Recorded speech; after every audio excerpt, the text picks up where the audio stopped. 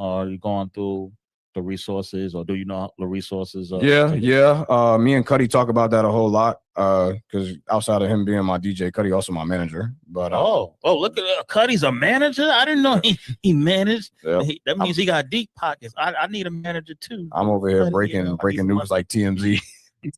But yeah, me and Cuddy talk about that a lot. We got a lot of plans for this record over the next couple of weeks. It's dropping April 24th. But yeah, that's definitely an avenue that I want to take. Definitely the sync route, the radio route, and anything else. Obviously, like, I'm open to suggestions. So if somebody may think that you should do this with this record, I'm still learning. So I'm all for suggestions. I'm sure you open for touring or opening up for anyone, I guess. I'm performing. I'm doing a day summit. In Brooklyn. Yeah, I was on Scott Morris. Yeah, I was on a panel for that. I think 2 years back. Yep, I'm doing it. April 22nd in Brooklyn. Yeah, so Wednesday. So I'm obviously this is gonna be a part of my set when I do it, and then I'll drop the song like 2 days later. So okay, cool. Day Summit, April 22nd. I'll be out there. Shout out to Scott Morris. That's my guy. All right. And yeah. So give the people, if they want to follow you, you know what I'm saying, your social medias, where they can follow you at or contact you or anything like that. Yeah, absolutely. I go by the name of They Want Nick. You could go on my website, theywantnick.com. My Instagram is Nick Brooks. That's my real name, my government name, Nick Brooks. But I'm the only They Want Nick out there. So if you type in They Want Nick in your search box, I will come up. Like, nobody else is gonna come up in terms of that search SEO. But yeah, man, follow me. I'm not Hollywood. I follow everybody back. Shout out to all the DJs on this call. I know DJ Hollygrove in here somewhere. That's my guy. He was the first person to ever spin my music on a national radio station. He the GOAT for real. So Hollygrove, shout out to you, Chopstar. Yeah, Hollygrove, where you at? I know I did see you in here. Yeah, I know he was on the call. I think he might have had to dip off, you know what I mean? Yeah, shout out to also Southwest Alliance. Mm-hmm. You know what I'm saying? He be on that. That's that Midwest South region. Is good. Like I said, we all here. We got people from Connecticut, Queen Bee from Connecticut. I'm surprised I ain't hear from Queen Bee. I don't know if she's there. I want to know Red. So Red, he does a lot of music to produce, and he uses AI. And he's pretty good with the writing and things with using AI. I want to hear from Red. I know you heard the instrumentation and the music and what you think. You know, which I want to hear from some more people in here before he leaves. How you doing? Red, your mic is not on. Can't hear you. You hear me now? See, you messing with you're hella low. AI. You're hella low, Red. He's messing with too much AI over there. Yeah. AI taking over for you, Red. You don't know how to keep it real no more. Yeah, see, see, we still can't hear you. I definitely can't hear you. Yeah, none of us can hear you. See, AI have you on mute. They took over your whole situation. Your whole avatar took you out. Here's my mic, man. It's my mic. The avatar is crazy, y'all. Y'all see him moving around, bobbing his head? Yeah.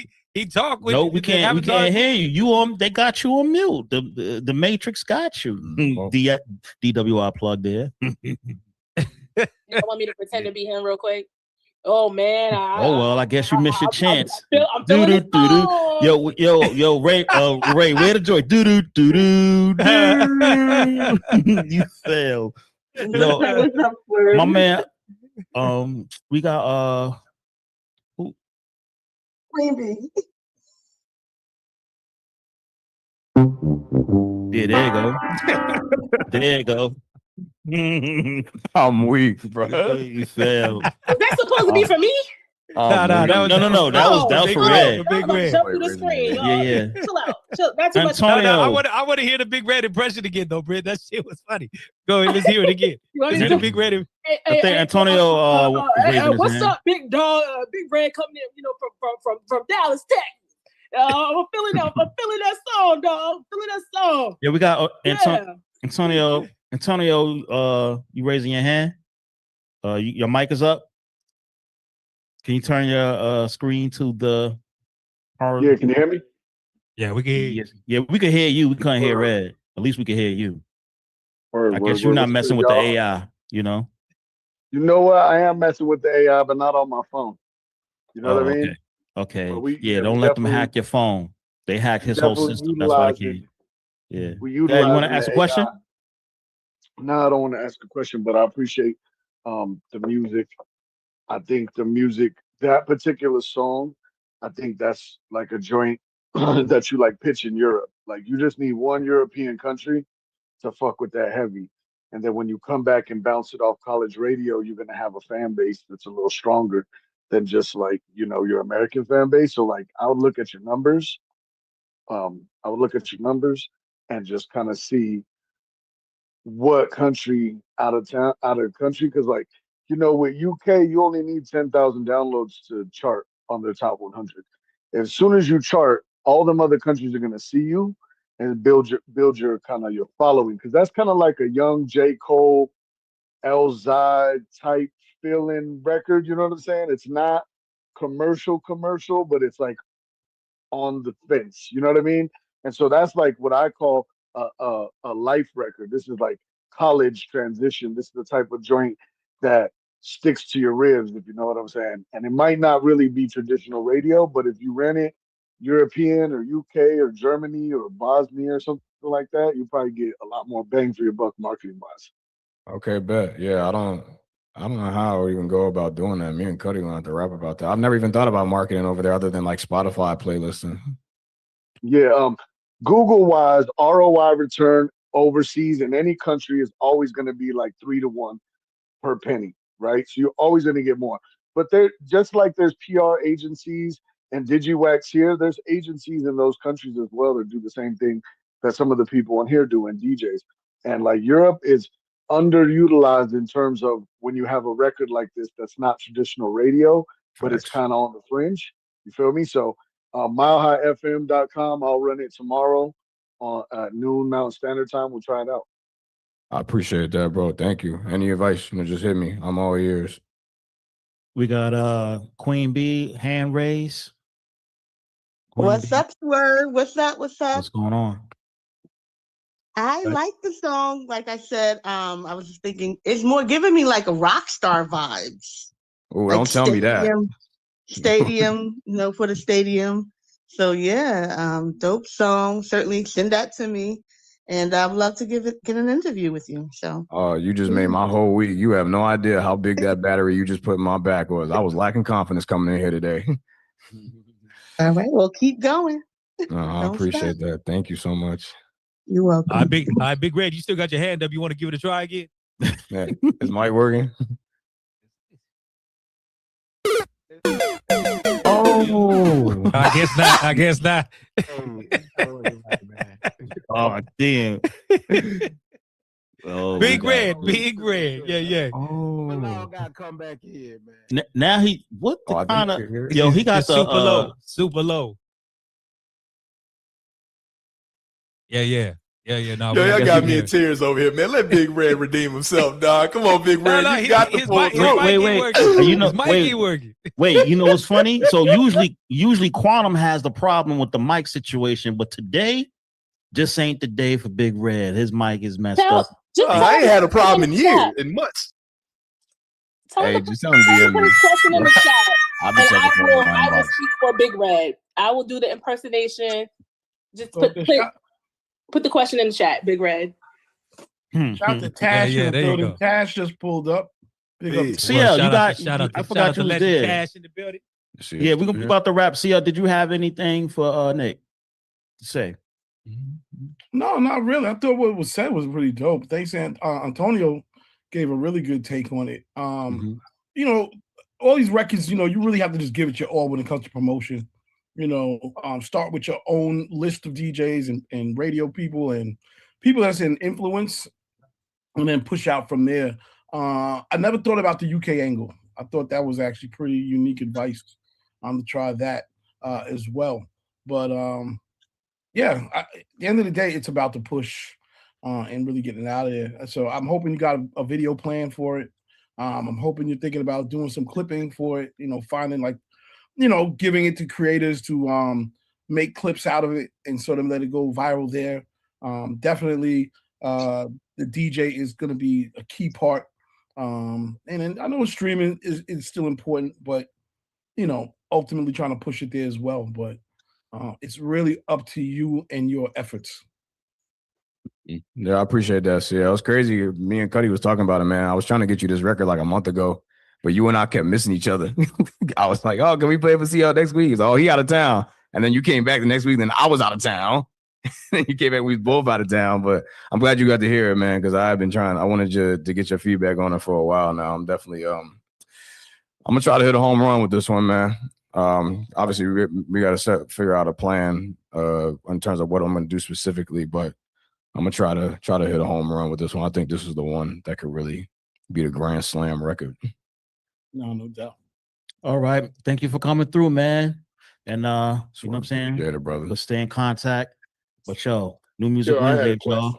Oh, so you got a question. What happened? Old school? Yeah, make it quick because we got our next guest waiting. I was just quick question about, do you have any stems for that? If you're trying to promote that, do you have like stems or remixes of that song? Yeah, I got the whole I got the stems, I got the whole pack. My engineer, he sent me a whole folder every time he cut it up. So whatever, I got all the tools that the DJs need to, make it shake. Yeah, we definitely have it up on Digiwaxx. All right. So yeah, Word. back to you, Raymond. Yeah. Appreciate you, Nick. Thanks for coming through, man. No doubt. Appreciate y'all. Thank you. Tash, how you living over there, Tash? You good? Oh, I'm chilling. I'm big chilling, man. How y'all, man? Everything good? Man, we good, man. Thank you for stepping in yet again. You know what I'm saying? You mind if we run a record real quick and then we come to you? Yeah, do your thing. I'm here. All right, without a doubt, man. Big Tash, legendary West in the building, man. We're gonna come to him next. All right, YG giving us some balls. You know what I'm saying? YG. State of Emergency, the name of that one. You know what I mean? So, so West Coast flavor, keep it at West Coast, no doubt, with a legend OG, man. What's up, Tash? How you living, brother? I'm cooling, man. I'm chilling. I'm in Vegas right now, so it's hot as shit out here. But I know. Yeah. I just tripped because all the homies East Coast, they coming off the snow and all that. They got us on the heat wave out here on the West, heavy. You know what I mean? So yeah, I don't know how they do it, man. I was born in Ohio though, so I grew up in the snow and all that. That I moved to LA when I was 12, and I don't see how they do it. I never look back. I'll tell you that. I feel that. I feel they sound miserable. I can't do that. I always say a lot easier to cool off than it is to get hot. You know what I'm saying? So, hell yeah. Let me take these off so I can see. Okay. Yeah. But shit. So I'm actually out here in San Diego. Was you just out here, or are you coming soon? I was out there about a month ago, but not. Yeah, I think so. Yeah. I was supposed to actually DJ the set for one of the openers, but I couldn't make it. But either way, I was bummed I missed the show, man. But we did one last week that was by San Diego. We did one at the Garden Grove that I think. Yeah. Over by San Diego. Yeah. But got some new records, man. Got some new records. You what? You 30 years in the game too, yeah? Yeah, I'm 33 years in the game technically, but all right. That dates the shit, man. So Nah, man. Listen, I think you know as well as I do. There's not, there's some that ain't here no more, brother. So the mere fact that you still out here, you living, and you still doing what you love and getting at it, still top tier shit. It needs to be applauded, brother. You know what I mean? 100%. I appreciate that, man. It's just God gave me a gift, man. He told me to run with it. So, I'm just I'm sprinting. That's it. That's it. What you think of that last record? You rock with YG?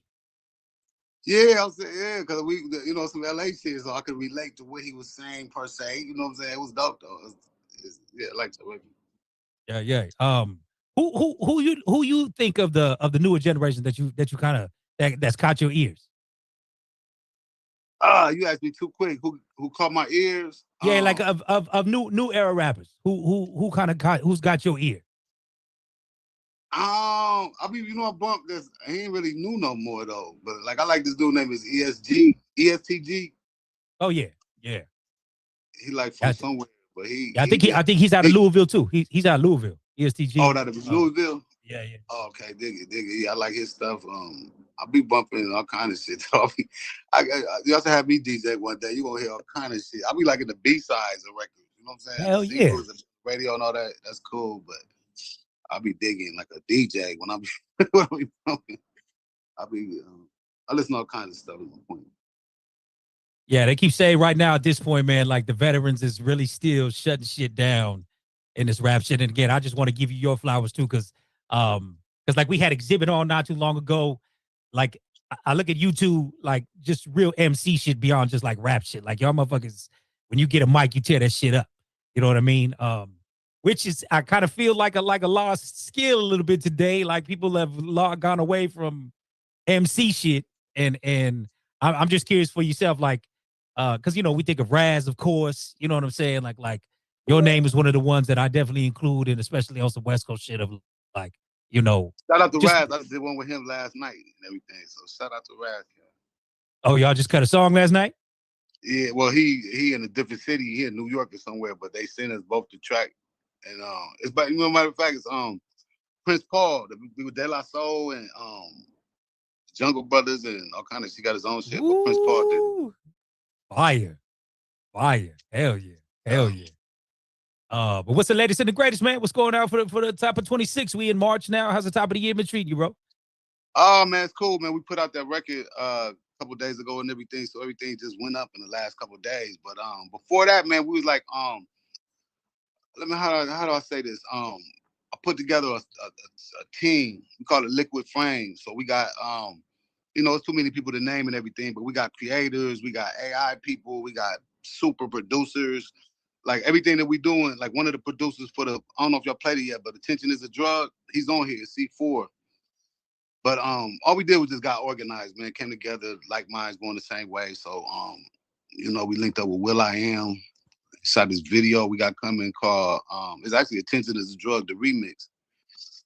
But it's gonna be featuring Exhibit, The Alcoholics, King T, The Far Ride, Sway, and will.i.am. You know, nasty work. Nasty bullet in the gun. Yeah. So you mentioned AI. How much of that are you diving into with your stuff now? As much as I can, because I heard that's the way of the world. No, I'm playing. No, I think used properly. See, we got Will kind of. I was gonna say because will.i.am is a big advocate with his because he's got like another platform, right? That's all like AI. I think like DJ Head is involved in that too, whatever. Like, yeah, we got a creator named Sam and everything. Sam, he explains the AI shit in simple, lamest terms to it. So, you know, I'm behind the curve with the AI stuff and everything, but I just know that used properly, it's incredible, but used for the wrong shit, you know what I'm saying? The world is in trouble, but you know. I think we got some on the call. I think we got some on here too. So he just yeah, I think so because he just dropped the link to the yo, what's video. good? Yeah. What up, Sam? How you living, bro? Oh, I'm chilling. I'm cool. Y'all can hear me all right? Yep. Big up, Big Bro Tash. What up, C4? All the Frames family. Hey, thank y'all for having me on the call. Just here, fly on the wall. That's right. Yeah, without a doubt. You ain't on the wall no more. You talking? yeah. You hear now, son. Fly on the floor. Fly on the mic. Yeah, man. But that's what I was saying is the AI specialist out of everybody, I would say, you know. All right. Well, since we got him on, anyway, are you diving off into the AI more and just the visuals or the audio as well? I'm pretty much with the visual part, man, because will.i.am, he directed the video that we shot. And when he first said it was going to be an AI video, I was kind of skeptical and everything because I like real shit, you know what I mean, and this and that. But, you know, once he, you know, explained what he's going to do, we kind of let him take the wheel. They're going to nominate this video for something, man. It got to be a Oscar, a MTV Music Award or some shit waiting on this one. It's like, it looked like $1 million video. It's hard. You know, it's mixed. It's like digital, AI mixed with real people, real events. Okay. Well, some drop me the link, so I'm actually gonna run the video so we can actually catch the vibe of it all. But just hearing the song itself, that video ain't even ready yet. We just some dropped it. The Shoe Fits video. I just dropped the link to that in the chat. Oh, okay. Were you talking about for another video or something? Yeah, I was talking about you said what I have coming up in the future. I said we just dropped this one, the one we're about to play. I said, but the next thing is we shot a video for the remix for Attention is a Drug, and will.i.am, all the shit I was saying, he directed it and jumped on the remix. Yeah. No, I got the video link for the Shoe Fits. Okay, so, yeah. So either way, that real quick. Yeah, without a doubt. That's what I mean by being in-house. This beat right here was done by a guy named Space. We call him Nate the Great. We call him Space and everything. But I don't know if he on here or not and everything. And the video was done by his wife. She shot the video, but she's a credible artist too, and she's AI, you know what I'm saying, specialist. But just you'll see what I mean by mixing the AI with the, you know what I'm saying, the good shit. But yeah, no, we got him on the call. Looks like we got Space and Bay God together on here as well. So, but yeah, let's run this video, man. Yep, thank you. Yeah, we're here. No, all love. I'm glad you guys can be on. By myself. Yeah, no, that's good shit. That's good shit. He got the whole squad on here today, so that's good shit, Tash. Yeah. So yeah, let me run this video. The song itself is hard, so let's see what the visual do. We got Tash again, the legendary, the Alcoholics. This one is Shoe Fits, y'all.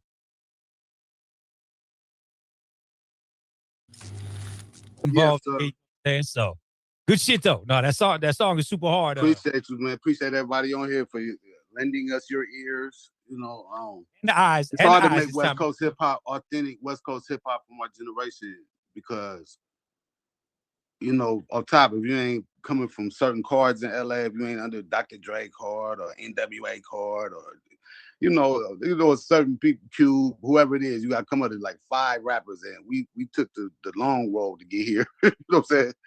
You know, us and King T, Exhibit, and everybody else, we weren't really under nobody, so we don't get near the recognition that most people that we've done songs with. Like, people don't realize, like, the Alcoholics, we've done songs with Pharrell and Snoop Dogg and Corrupt and Wu-Tang and all these people and shit, but we always get pushed to the side because of our I don't know what it is, tell you the truth. Maybe I'm too light skinned. I don't know. Maybe I don't know. We'll just say typical politics, brother. Typical politics.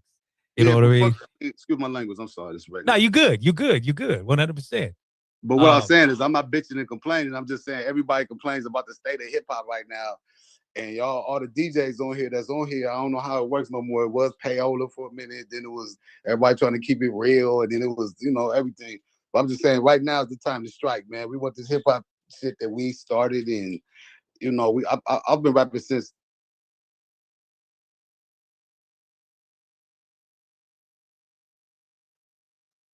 We lost your sound, Tash. We lost your sound. Here, but he's calling me on the phone. Okay. But anyway, like I was saying, we just appreciate all the love that we're getting from the song, and the Attention Is a Drug song, and we just need your support, you know, and just anything we could do for y'all, drops or whatever it is, feel free to, you know, reach out and just, you know, let me know. Without a doubt. We got some people want to. That was way corny, but anyway. Nah, you good. C, pop in from New York, man. What's happening? Man, shout out to the Licks. Shout out to the Licks all day. Shout out to Tash. You know, I think that real ones know, period, in the story. You know, real ones know, no question about it, you know, and y'all have always held it down. Shout out to Loud Records too, because I felt like there was a dope combination of just artists that bounced off each other, and we was into everything. So shout out to the Licks and shout out to you. Love the record, man. Shout out to Rob Chiaffa. He sent it over. Love the joint. And I just think it's like a perfect timing for a Victor Wimbayana campaign. Like, I know there's the street side of it, but there's also the fact that the song is it's a sneaker reference all the way through. You know what I'm saying? And he's the future of the NBA. Nobody's done a real campaign with him yet. Why not let this song be the one that breaks it through and takes the song out of just, you know, where us real ones know, but into the mainstream through Wimbayana. I'm just saying, I think that's the way to do it, to get it national, mainstream. So that's just my thoughts on it. Other than that, everybody should spin that, because it's all flavor all the way around. Appreciate you, brother. No doubt. That's what's Big up. Big Quantum, what's happening? My man TASH, bring it to your breastplate. What's going on, brother? Come on, man. What the hell's a hey, breastplate? Look, man. I've got questions. So I've got questions. So I'm gonna definitely let people get their thing in. We got a legend on. I almost am disappointed. You just said what you just said. You like, man, I don't know about DJs. They ain't giving us our props. Bro, y'all are legends. You are a legend. You have no idea how many people still talk about you and your skill to this day. It might not be on big platforms, but just running into folks. So, man, don't take that for granted. Also, I want to say this too. Shout out to you, and I hope everything is good. I did hear like a couple weeks ago you got into a wreck, so I hope everything is good with you. Everything is straight. Is that correct? Yeah. I just left therapy about 2 hours ago. I was up in therapy. Just okay. I got a couple of things going on, but it ain't, I'm here. That's all that matters, man. Because it could have been a whole different, no doubt, different man. scenario. I did want to ask though. The Attention is a drug joint. So Raymond had mentioned that last year we had Exhibit on, and he kind of hit us with an exclusive. And I ain't gonna lie, I played it on my show. I'm on FM, so I played. Just I to let remember you that know. He jumped the gun. I was mad. I was like, "Why you played this, brother?" Oh, you was mad because we played it. Or something it was. Yeah, we played it, man. But what was the reason for just the Attention is a drug being taken off of DSPs? Not just the remix, but I think I heard you say something about even the regular version got taken off. Why was that? Man, politics. The samples that we used in the record were we knew they were gonna get noticed at some point and everything. But tell you the truth, that's another I gotta take my hat off to will.i.am. will.i.am came and he cleared all the samples for us to move forward. So that's what the delay's been. We had to take everything down and just come back right and just get all the line up all the ducks, I guess, or whatever. So we got we got a new company. I started a new record label called Algorithm Records. That's what all this shit is gonna come out on. And basically that's the whole thing, the samples. But I think C4 just hit us with some good news. All the samples got cleared. Billy Joe or whatever happened. Shout out to will.i.am because he really came through like a champ.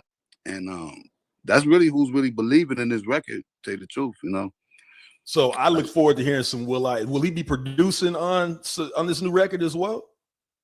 Nah, he did. I think he produced his part on the remix. C4 did the rest of the beat, and then he did the end, and he put his own beat on there. But yeah, that's it. But we're gonna start doing a lot of stuff together. We got a whole FYI, a campaign with FYI coming. So with the Raz, you mentioned Razkaz earlier. Is that something on a Razkaz joint, your joint, or a Prince Paul joint, or do you? That was a Prince Paul joint, but me and Al, me and Raz, we got so many songs that we did.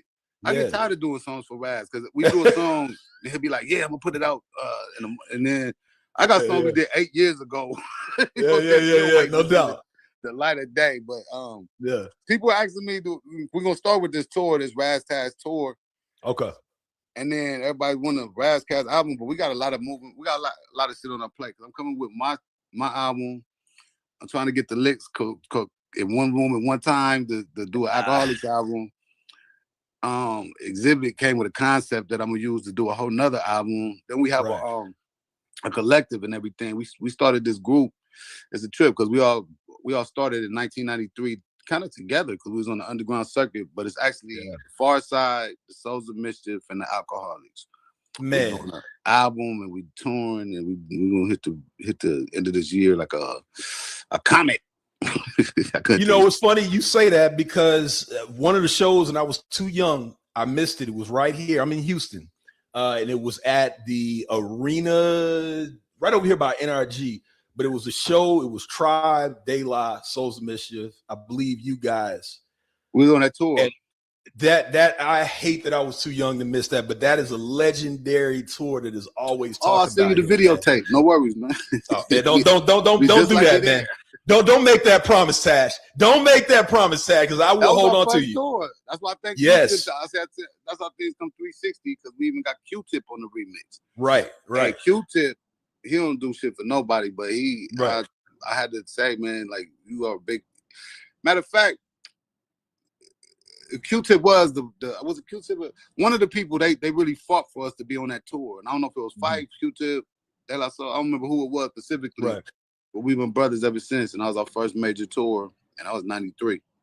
Man, listen, I'm gonna let everybody get their questions in. I got some other questions for you, man, because I don't get to hear the legends that are my legends a lot, man. So I'm gonna let somebody else get it. That's what I'm saying. I got some things to talk about, man. You should be sick of me by now.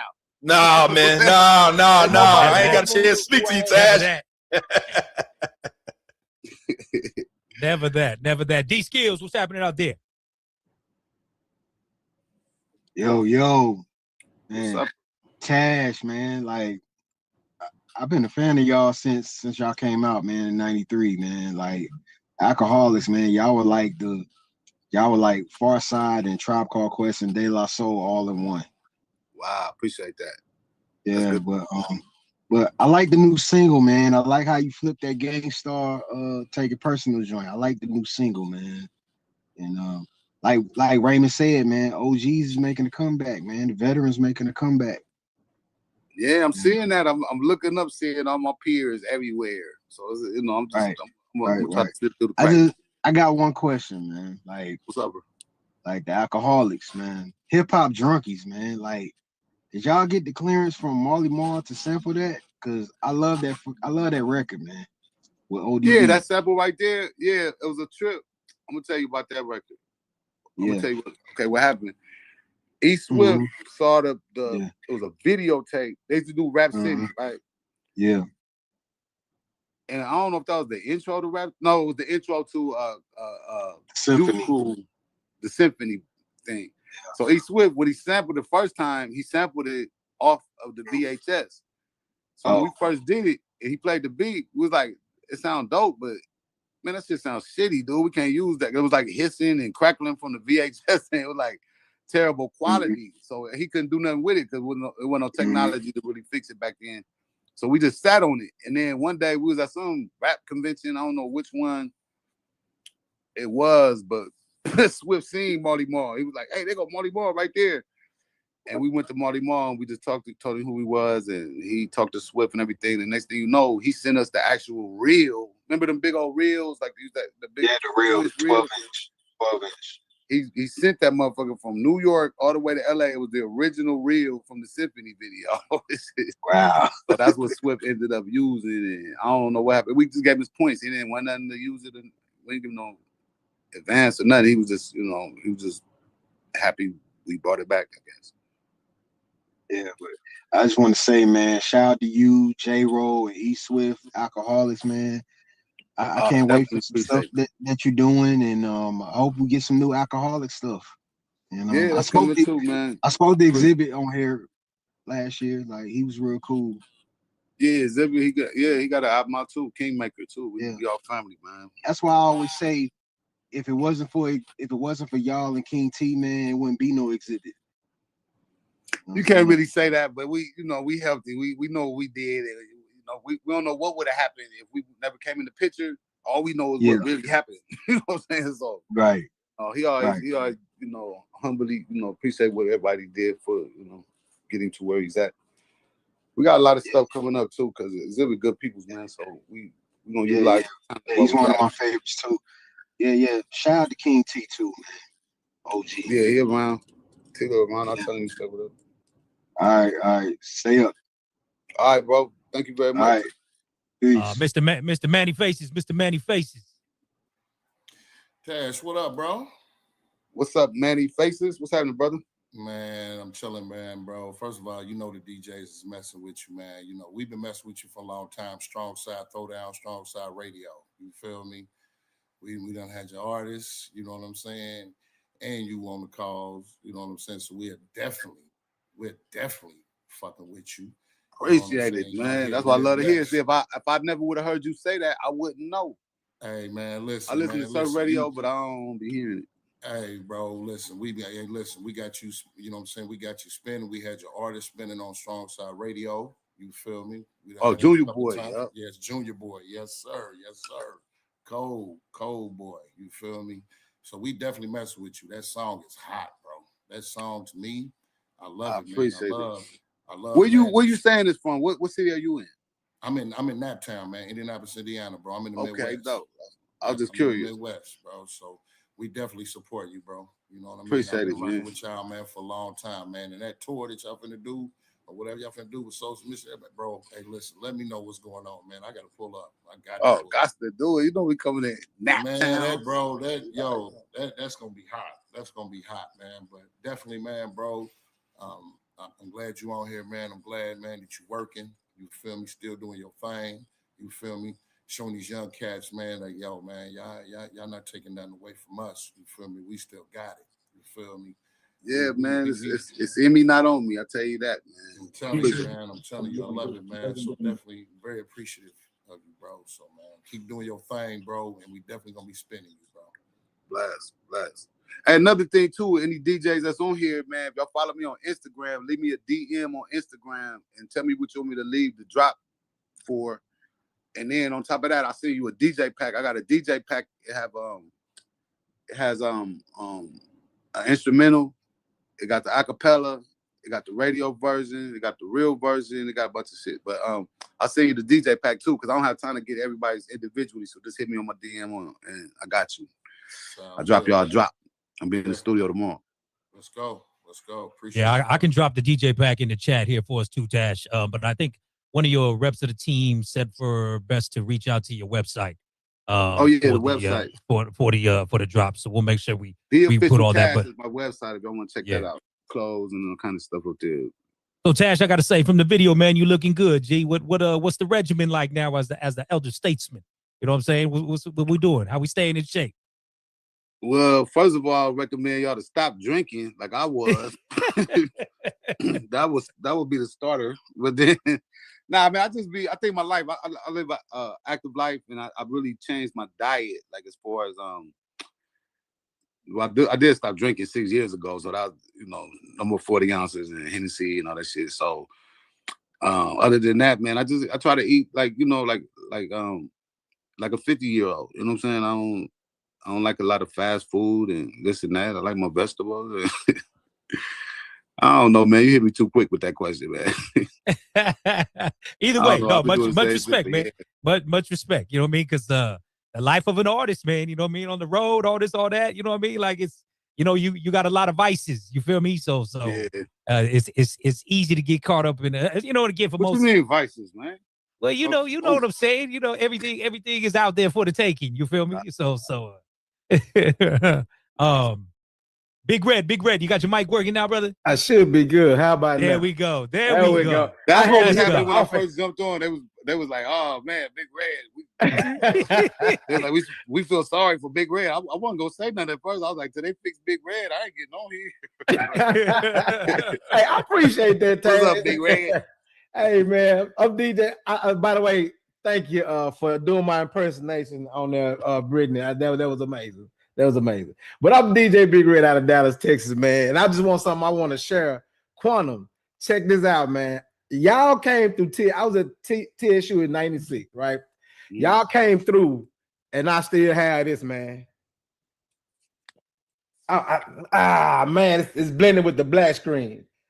I still have you be fucking with that AI too much, Red. No. Watch this. Hold on. Let me just do no background. Hold on. No virtual background. None whatsoever. Bam. Oh, you got the OG sticker, man. Yeah. What year was that? This was like everybody putting 1996. stickers up on everything, it still got the sticker still on the back, man. I never took it off. Lau had a street team, and then somebody called me and said, "Hey man, we was in church and we seen some lick stickers in the bathroom." This was '96, man. When I was at TSU, and like I said, man, you guys are legends. Love the music, man. I'm still glad you popping, man. Still glad you popping. A lot of folks, tend to, when it comes down to the music, they say, "Well, okay, it's a young man's sport." No, it's not a young man's sport. It is music. It is hip hop. You have a voice. The voice never dies. You get what I'm saying? It dies with you, but it will live on like the memories, like we always say. You know what I mean? When people say you die, but you live forever, you know what I mean? People think about heaven. No, it's here. You still got heaven on earth because people gonna talk about you when you're gone. You know what I mean? So keep living while you're here, keep spitting, keep writing, keep doing everything. Now, you say you guys are doing AI. I love AI, right, by the way. So I'm the AI guy. AKA Suno Mars, what they call me on the call. So if you had an opportunity,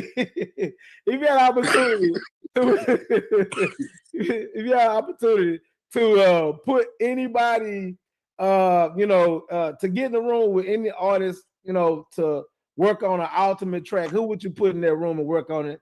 And it don't have to be AI or nothing, but if you could just work with anybody, who is it that you really want to work with now, man? That's all. Probably on my bucket list, I probably got 3 rappers left because I did a lot of stuff with everybody I pretty much wanted to. But I think last summer, I can get into some funk and R&B and all that. But as far as rappers go, I would like to do a song probably with I would love to do a song with me and Redman on a DJ Quick beat. Ooh. Yeah.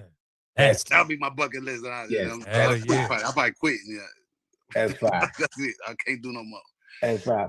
That's fine. But so if you ever come to Dallas, man, I'll be waiting and looking for you, man. I'd love to link up with you, man. I'm gonna be out there. I'm gonna be out there at the end of the month because I'm going to do the Cadillac. You ever seen the Cadillac thing where they drive around Atlanta? Yes. I'm gonna go do the Cadillac series. Then I'm going to Houston and record a EP with I don't know if I'm supposed to even say this, but me and Carl Thomas, the R&B singer in Houston. Okay. But all my peoples and stuff, they coming from Dallas. Junior Boy and Alex and all them I introduced you to. Yeah. They all coming from Dallas, and we're gonna get a big Airbnb. That's fire. Hey, you say you coming to Atlanta to do the Cadillac joint? Yeah, I got to talk to Tyrone to see what day because I had these shows coming up and it wasn't scheduled, wasn't going. But I know it's coming up in the next 2 weeks. I know that. If you come to do the Cadillac joint, link up, man, with my coalition DJs, and we'll try to get you on the New Music Mondays too. Oh, that'd be hard. I heard about that coalition DJs and everything. Yeah, we do an event called New Music Mondays out of Outcast Studios each and every Monday. So you definitely want to link you up with that if you coming to Atlanta to do the Cadillac joint. Yeah, but so I'm gonna keep it tuned with you. How I get your number so when I get to town, I can be like, I'll send it to you in the chat. Okay, dig it. Right. Yeah. Word. Antonio.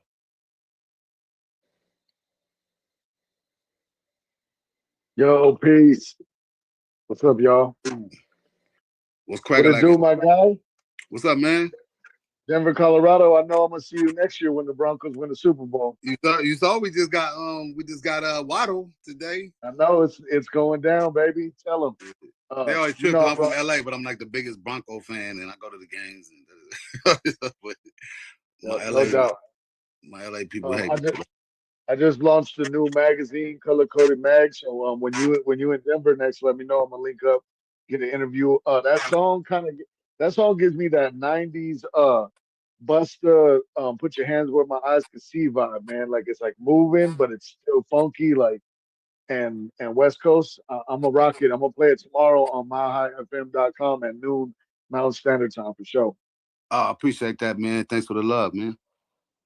For sure. I'm gonna send you a message. I need that drop ASAP, but I appreciate the music, man. Got you. You have it tomorrow. No doubt. Got you. Yeah, and I did drop the DJ pack in the chat for everybody, so feel free to snag that. Old school, what's happening? What's happening? Young fella Tash, how you doing, young fella? I'm hanging in there. I don't know where the young fella still came from. But, you know. I mean, you got it. I mean, I'm gonna be 65 years young next week in a couple of weeks, so mostly everybody's young fella to me.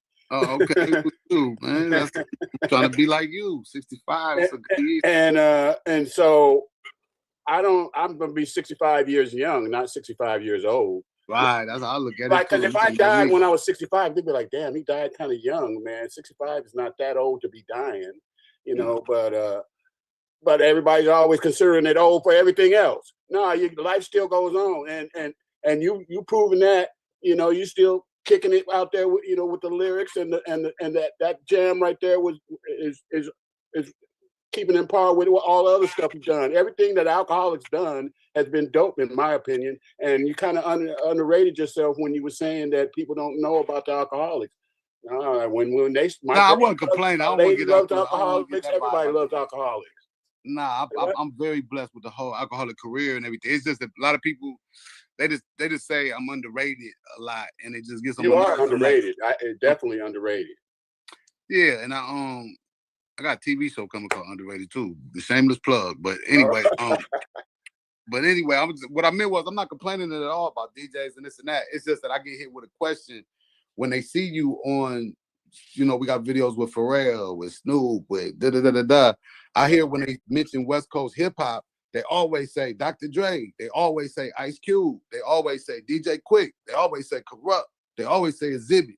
They always say da da da. They always. When last time you heard them say all the names and then mention us? You know what I'm saying? Yeah, you got to. We got records with all of them, and some of our shit did better than they shit did, you know, with certain ones. You know, so But I don't know what it is. They say we got hey, blackballed because of the name, the Alcoholics too, but we go by the licks. You know what I'm saying? This and that. But can I say one thing real quick? Go ahead. Nah, I just saw it on here. It was one of my favorite people to watch growing up, and I don't know if we ever met or not. Maybe yeah, maybe nah. I met his DJ Wiz a couple times. We keep in tune on the internet.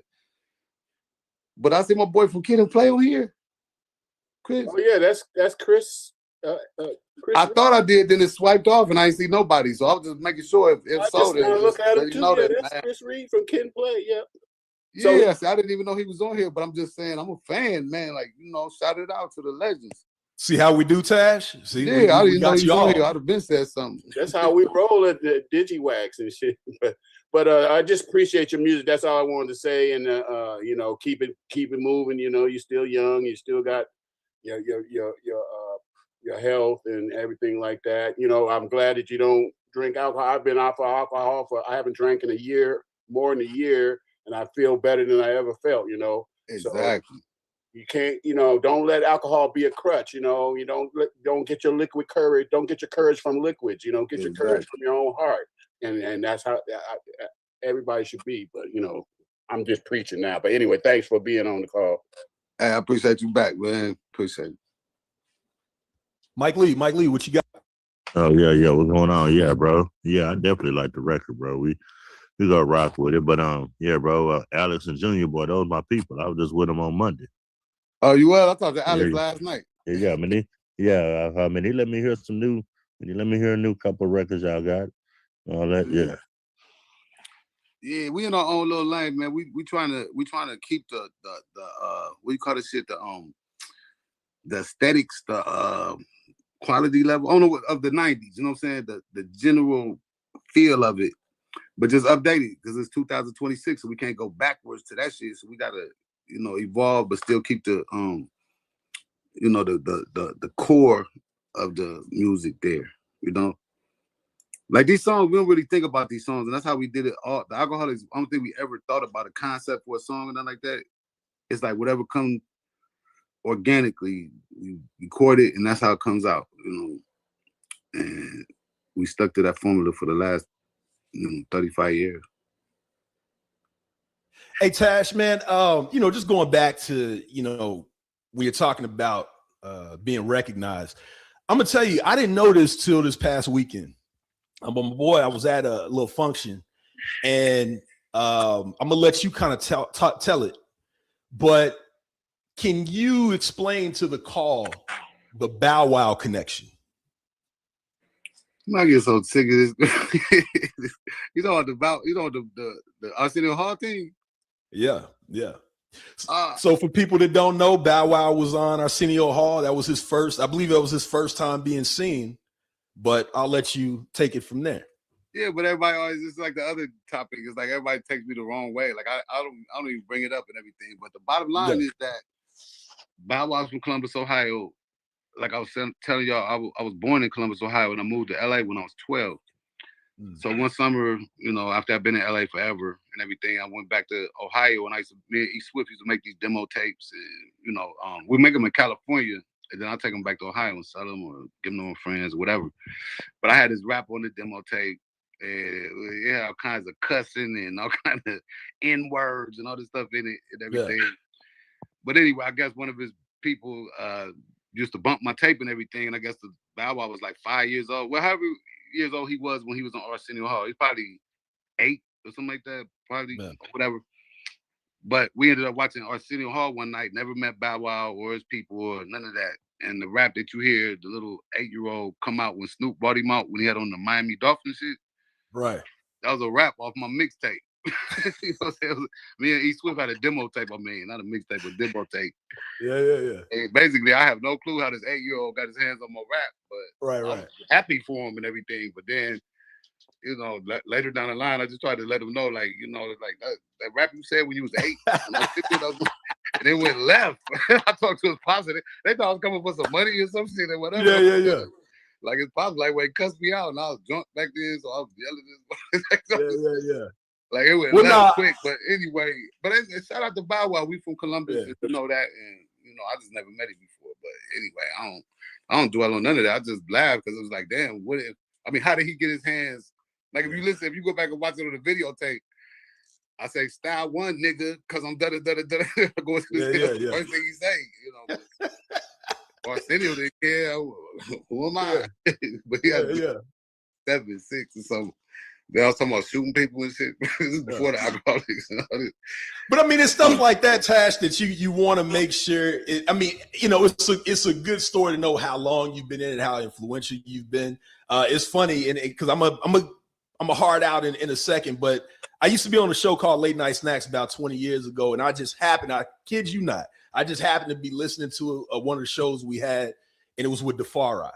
And this is back in 2005, man. And I remember asking Defari, I was like, man, what happened to a Liquid Crew album? You know, like a Hieroglyphics album, like a Wu-Tang album where all of y'all got together.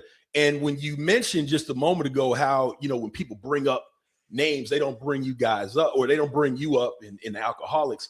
I think it has more to do with like presence. You know what I'm saying? And I think if somehow you guys could have put a Liquid Crew album out around that time, I think it would have been incredible. And, you know, you wouldn't be having this conversation right now because so much came from the Liquid Crew. Y'all mentioned Exhibit.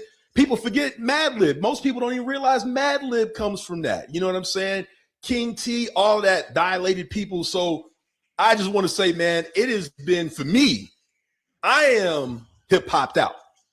Right. Quantum Leap Radio plays the Liquid Crew and so forth. I'm definitely going to try to connect with you, whether it be through your website or on IG. Make sure you check your requests, because IG people will send you messages and you don't check the request, you don't even know it. But yeah, you get love on Quantum Leap Radio, man, and we thank you for being on here. You can stay on too, because we got Kid. Kid is coming up from Kid and Play. I know you're a fan. I knew I saw him on here, man. Yeah. Up, Kid. I like his comedic side, and I'll be watching Kid, man. That's a funny dude, man. No doubt, man. Taz, man, we appreciate you. We appreciate. Matter of fact, also, the DJ pack is only on your website. Is that correct? I want to say your man had put it up there. Is that correct? What's his name? DJ Pack's not on the website, but y'all can contact Tash directly through there. I see it's up here. It should be on Digiwaxx, right? Okay. Right, CL? If you can't get it, just hit me on my IG, Tash of the Alcoholics, and I'll see you. It's easy. It's already on there. So it's in the chat too, though. To see for, you know what I'm saying, for hooking that up and everything. And word, man. We are all happy to have you on here, brother. You know what I mean? Shout out to I'm happy to be here, man. After 33 years, man, it's good to still be here. That's all I'm saying. Absolutely, man. Keep the music going. Can't wait for the product to drop. If y'all don't got both these records, I'm gonna keep it real with you, B. You gotta spin them. They just dope. And nothing else to really talk about. As soon as you hear it, the needle drop, it's over. So we have them up on Digiwaxx, or they will be up. We definitely got the DJ packs today. Hey, you got time to play attention? You got time to play Attention Is a Drug? Why not? I guess we can lead right into that and make that the song we go into with Kids. So hold on, give me 1 second. We'll go and find out. Don't do nothing I wouldn't do. I had the pleasure of hanging out with Tash one time in Rotterdam for this conference called the New School Rules when it first started. You said in Rotterdam? Rotterdam in Rotterdam by Amsterdam, right? Yes. We was all at this conference. Man, if you can get me in touch with the people that we was there with, they got me an apartment over there. I got an apartment in Amsterdam. Rotterdam. Oh my goodness. That's totally off the subject. But anyway, go ahead, keep going, man. Yeah, no. But the bottom line is we had a blast, and he was like, man, this a very good brother. Shout out to Tony Touch, he was also out there and whatnot. All right, without any further ado, let's play this record, and then we're gonna bring in the legend,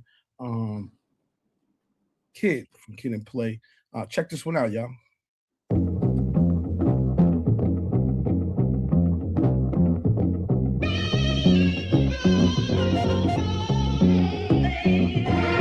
Back in the days when I was a heavy drinker, I smashed in my lane, all gas, no blinker. You can find catastrophe, listening to K-Day. My G-Pops told me everybody has a heyday. He also told me, Rico, that the devil is amongst us. And now I hear the internet, brainwashing youngsters, brainwashing grown folks. You know why they want it? Attention is a drug, and everybody owns it. Still smashing with a passion, niggas know my reputation. So they waiting on my album like Blacks and Reparations. Cause they know I keep it solid like the Rock of Gibraltar. If they got an alter ego, task, I leave the ego altered. When God made me, he broke the mold. As you can see, I'm wire different like he smoked a bowl. So you can buy cars and shop at jewelry till your feet hurt. Strip all that shit away, you're just a bum in a t-shirt. That never gets mentioned, so you're thirsty for attention. Now you're on the headlines for shooting up the rap convention. Locked up like Jimmy Hinchman. Trying to call the homies. Your chick ain't picking up, she pick up for fans only. The shit niggas do for the views and likes. All sound like fun and games till you lose your life. Rest in peace to the fights and the prayers from above. Help me tell these little niggas that attention is a drug. Attention is a drug, and everybody on it. Everybody need it, everybody want it. Attention is a drug, and everybody on it. And all I really ask is that you keep this shit 100.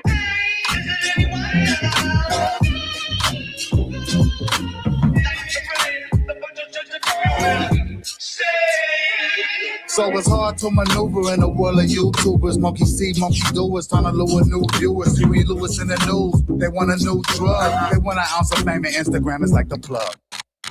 So plug me into your adapter. I am not a trapper rapper, just a rapper named Catastrophe. That ain't even really here. This song is all a lie. The task is overseas. I stole this voice on AI. I see you reaching for that phone, cause you need that attention, can't leave that phone alone. You lost your connection, can't function on your own. Your ass is in trouble like Sean Puffy Combs. You better take that ass home. Your friends won't hit a like, but they hit you for a loan. Rest in peace to the fight, sending prayers from above. Help me tell these little brothers that attention is a drug. Attention is a drug, and everybody on it.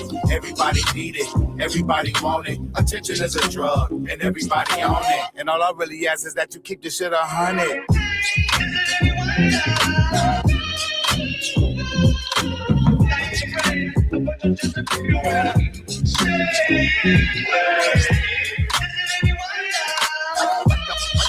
Attention is a drug.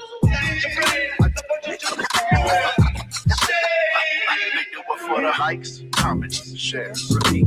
Likes, comments, shares. They do it for the likes, comments, shares, repeat. Likes, comments, shares. For 5 minutes. New music, Catastrophe, aka Tash, holding it down. West Coast, East Coast, North, South, and worldwide. Dope. Like he said, if you need any drops, if you want to get the interview, if you want to connect, he's open to it. And all you got to do is hit him on the IG. Or C4 is on here. C4 can give you his information, and that way he can handle it and make sure you get it. And I'm hoping the vinyl comes out for both of those records as well. We need the wax.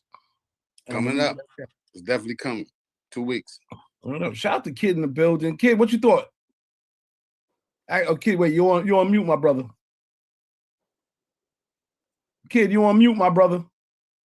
You got to unmute your phone. Yeah. Oh, and turn it to the side for us as well if you can. I don't know if you can. That gives us the proper, Okay. All right. Recaps and everything, Right. Okay, here we go.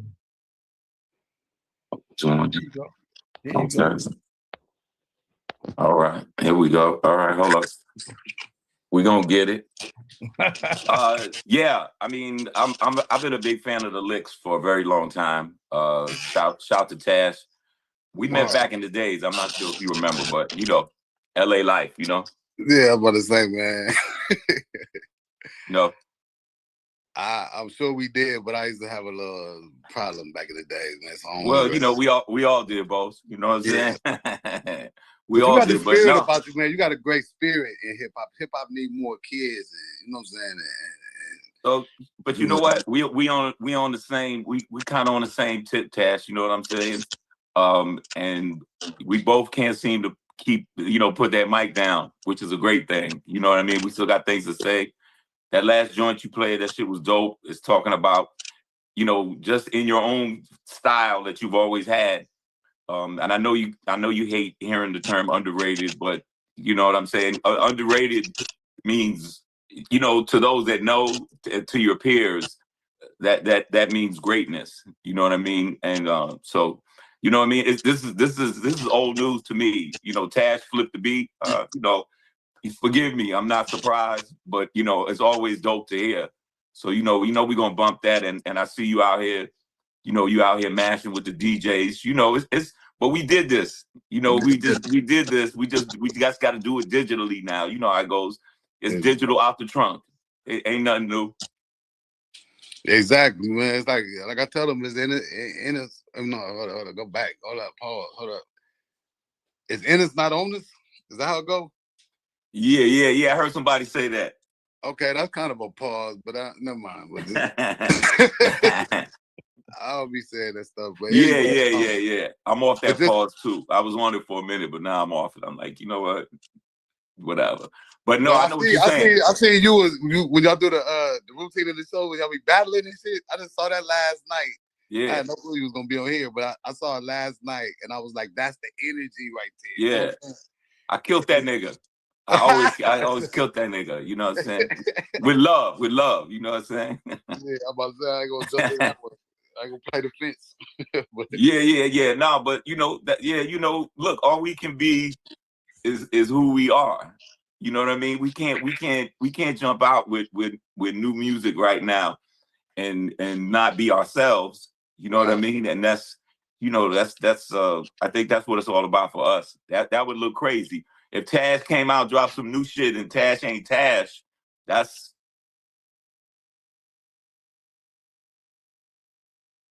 step out my original sound and make some strip club songs and all that shit.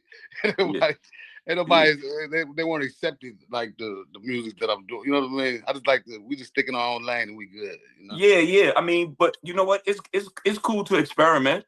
It's cool to experiment with different styles. That's just probably where your head was at that time. That was a season. Nah, people egging me on, like, man, talk about something else, man. We heard the beer and we heard the women and all that. Anyway, I think what producer that you get with really brings out the sound that you're looking for, you know? Yeah. Well, you guy know, right there, the guy above your head on my phone, C4 is right above you. That's what made the beat. The guy with the alcoholic shirt on. Okay, bet. I don't know if he's right above you on your thing, but yeah, man. But you know, but what made me the proudest of that is when we played it for Q-Tip. You know what I'm saying? Tribe Called Quest. You know, he was the biggest fan, biggest advocate of it.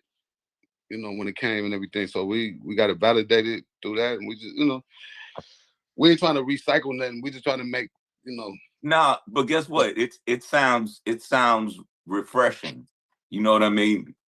In the landscape that's out there right now, you know, particularly with some of the, you know, what they call the OGs or the you know, particularly last year, what happened with some of the OGs dropping and people's ears open to that. You know, it's a time for you. It's a time for me. You know, and you know, we're gonna keep shooting. You know what I mean? That's what, you ain't gonna make it. Gonna shoot. Shooters gonna shoot. So you know, I don't know if you still are you in LA? You still in LA?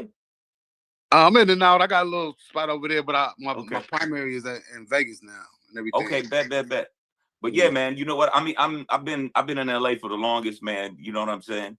So I you know, let's try to make it happen, man. Let's link and then we'll both remember it. You know what I'm saying? You know what I'm saying? But you know, always been a fan and admirer, and I'm excited. I'm excited for your new material as well, bro. It's about time, and I feel your energy, and that's how we feel, because like you said, it is in us. And if we feel like there's a point in time we have something to say, or you know, musically, artistically, you know, we need to say it, and then we need to have the vehicle and you know, the Digiwaxx type DJs that's gonna help us spread the word. You know, we can't do it without them. You know, same as it ever was. Same as it ever was. No doubt. That's most important. That's what's up. See that? Y'all DJs, y'all ain't know y'all was gonna get a Kid and Tash collabo conversation. Yo, see that? I didn't even want to say nothing. I'm sitting there. You know what I'm saying? Yeah. Watch I didn't this, even watch want this to. end up on the IG. That's gonna end up on the IG. Kid and Tash. I know. It's Kid and Tash. I know we can start an argument, start some beef. Like, wait, what? You know what I'm saying? Nah, man. Sometimes you just gotta let things flow because That's right. I appreciate the admiring of our respective arts. Yeah, good DJ knows when to let the record play, right? Bingo. Kid, man, you got a lot of history, man. You got a lot, man. Yeah, I salute do. To you, your career, your humbleness, your funniness, all of that good stuff. First of all, are you a Yankee fan or a Met fan? You on mute again. I'm sorry. I apologize. You good? Why does it keep saying I'm?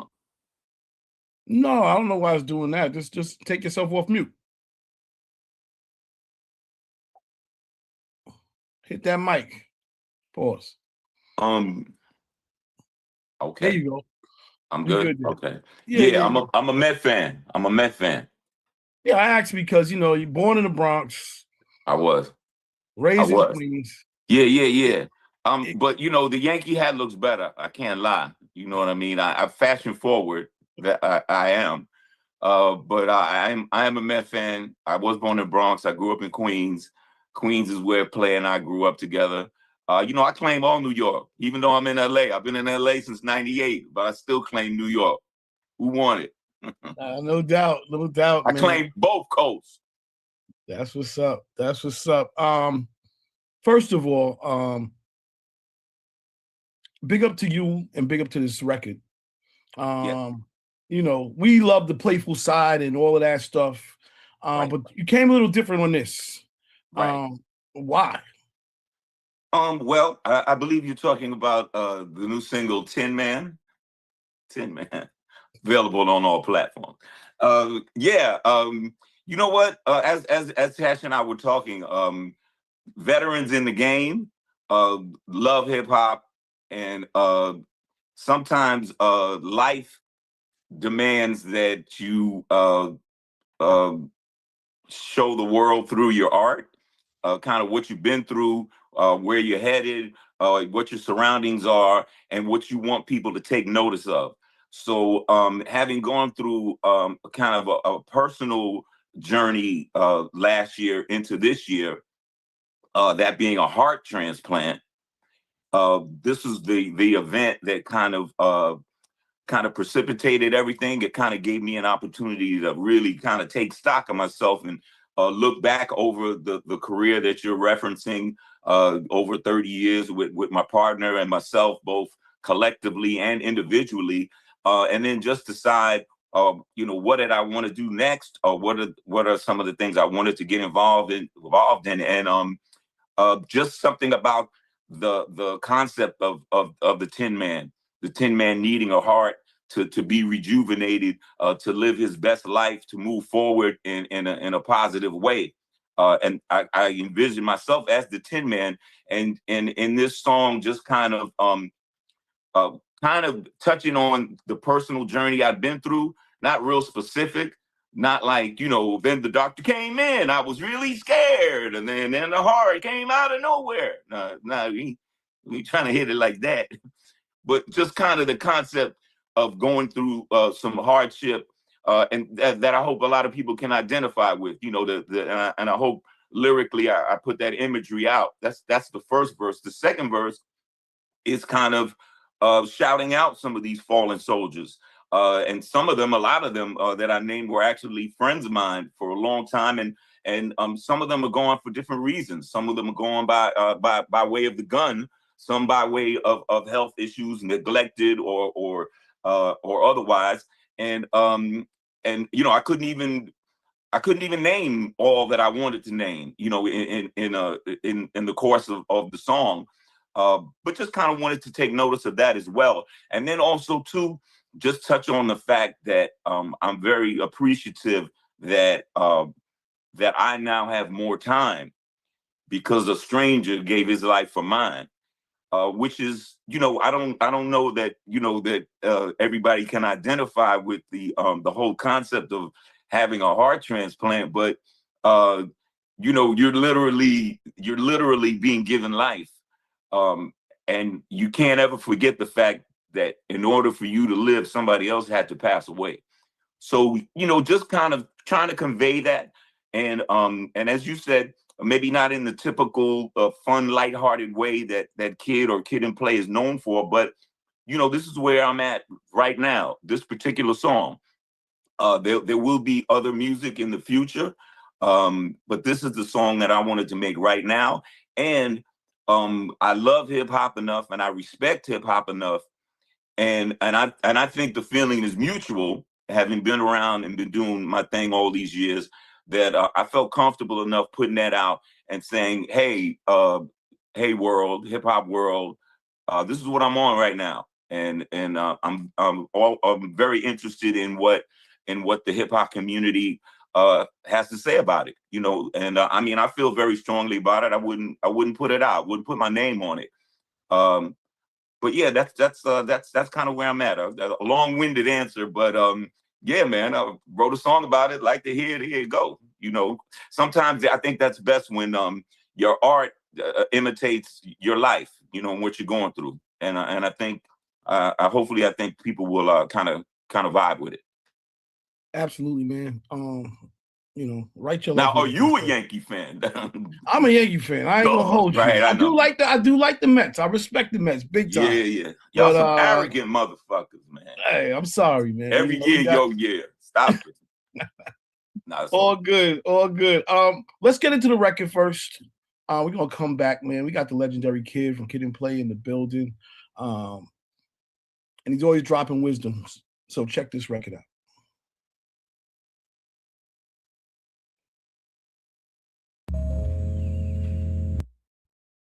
Pip, pip, pip. I feel like I need some yard horns or something. That was a groovy freaking movie. Yeah, man. Understand me?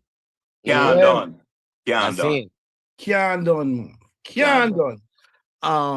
Right. This is the year the world realizes that my family's Jamaican. My father's Jamaican. So maybe that's about the resiliency. But you know, I'm interested in y'all thoughts. But you know, I think, you know, as I outlined before you played it, that's kind of where I'm at.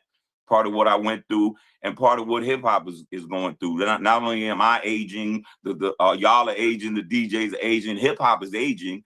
How do we do it? How do we respect it? How do we take it to the next level? Keep evolving.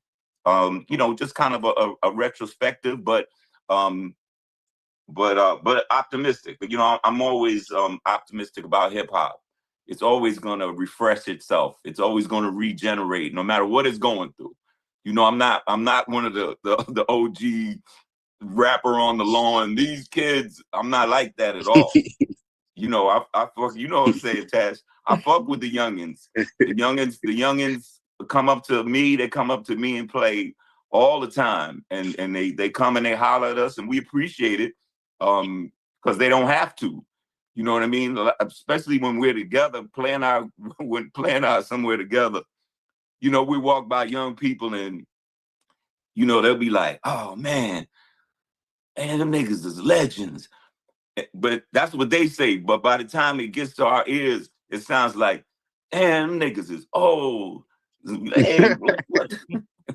Everybody's saying both. No, I'm just playing. But my thing is, you know, I love this thing so much that it can allow me to express myself and talk about what I went through personally, health-wise, and then relate it to hip hop. And you know, that's what Tin Man's about. Man, first of all, shout out to the record. You could tell, like, you meant it, number one. Number two, the lyrics, they speak for themselves. People forget that Kid and Play don't play around lyrically. Never have. Just because you can make party records, there are times I made bust-ass records too. And people forget that you got a pen game, and the pen game is serious. My third thought is, it's a wake-up call. It's a wake-up call. It's a reminder to people that our health matters. I know we have a lot of fun, but myself included, you know, you take a lot of it for granted. I like hanging out. I like drinking Appleton. I like, you know, doing what I do. But we got to remember to take care of ourselves. Our health is wealth. And shout out to my man June Archer. He's not on the call, but one of the things we always talked about is that hip hop has touched everything. And you take a drop of hip hop and put it on everything. We never took a drop of hip hop and put it on health. We never had the health summits. We never did the hip hop health summits. We never did, you know, we're going to make hip hop health drinks. We never ever took the culture right and tapped it on health. And that's all I wanted to say. I mean, I think that the record deserves to be heard. Well, and I appreciate that. And what it means to me is, we've been thinking that way. We just haven't been, as you said, we haven't been expressing it in the way that we've expressed other ways that hip hop can touch all these different avenues, as you rightly said. And look, I was very encouraged, you know, when I made my announcement of, you know, kind of returning to public life on Good Morning America with Michael Strahan. You know, it was very well received. And, you know, I started getting that feedback like, yeah, man, I hear you. And, you know, that's kind of part of this new journey. It's about kind of pulling people's coats to, hey, man, you know, and maybe if it's coming from somebody that they know and trust, if you will, you know, just be mindful. You know what I mean? I was very lucky in terms of you know, catching what was wrong with me and being able to have it fixed. It doesn't go that way all the time. I was extremely fortunate. So I have to use the aspect of being fortunate to let people know, right? You know, no disrespect, you know, if we can make rap snacks, you know what I'm saying? We can do, you know what I mean? We can do things, but that's not cool until we make it cool. And we can make it cool. Hip hop makes everything cool. And to your point, nowadays, having good health is extremely cool. You know, I heard Tash talk about pulling back on the liquor. I mean, I've had to do that myself because of what I've gone through. And, you know, and I'm not here to tell everybody that's what you got to do, but you got to be mindful. You know what I'm saying? If you love the Appleton, okay, maybe you ain't got to hit it 5 times a week. You got to hit it 2 times a week. And then 2, just get your shit checked out. You know, one of the things I said on Good Morning America was why I kind of let things go for me personally was, you know, you traveling a lot, Tash know this, you know, little aches and pains here or there. You just kind of buff it off. You just like, oh man, you know, that road getting a little hard on a nigga, you know, well, I get over it. Or you feel like you was hitting it a little bit too hard. Let me back up, take a couple weeks off. I'll bounce back. You know, that's what I was going through. But all of a sudden I wasn't bouncing back. You know, all of a sudden, you know, the breathing is getting more and more labored, more fatigued, not able to bounce back, trouble sleeping, shit like that. So, and then for me, it was just one morning waking up saying, hey, you know what? Let me go down the street. You know, Tash, no, I live right near Cedar Sinai. You know, they the best in the business. You know, they the Dodgers of this health thing. And went down there. I said, yo, let me head to toe. Tell me what's up. Even if it's, and it was real bad news. I was like, hey, wait a minute. We went from 0 to 60 real quick. And, you know, there's nothing like somebody saying, hey, bro, you know, it's not about a pacemaker. It's not about a mechanical heart. It's not about none of that. It's, dude, you need a new heart. And that's, you know what I mean? That's a thing. So I would urge all the fans that's out there, don't let it even get to that point. You know what I'm saying? Thankfully, like I said, something hit me to say, let me get it, bad news or whatever. But if you're just a little bit mindful, you know, don't let every ache and pain that persists go unchecked, unnoticed, and uninspected, if you will. So, you know, that's the underlying thing of this. But back to the record itself, it's about that. It's about kind of realizing your own mortality and what it is. What have you done?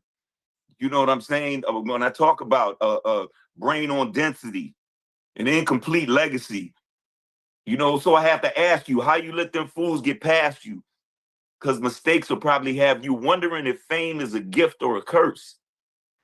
Everybody want to do what we do, right, Tash? Yeah. But they don't know. They don't necessarily know everything that goes along with it. They see us on stage. They see us in the movies. They see us everywhere. Like, man, I want to be just like this nigga. Okay, but there's other stuff that comes along with it, and all the surroundings and the people around you, and sometimes they're the closest to you. That can get seduced by all the great things and the bells and whistles that come along with this.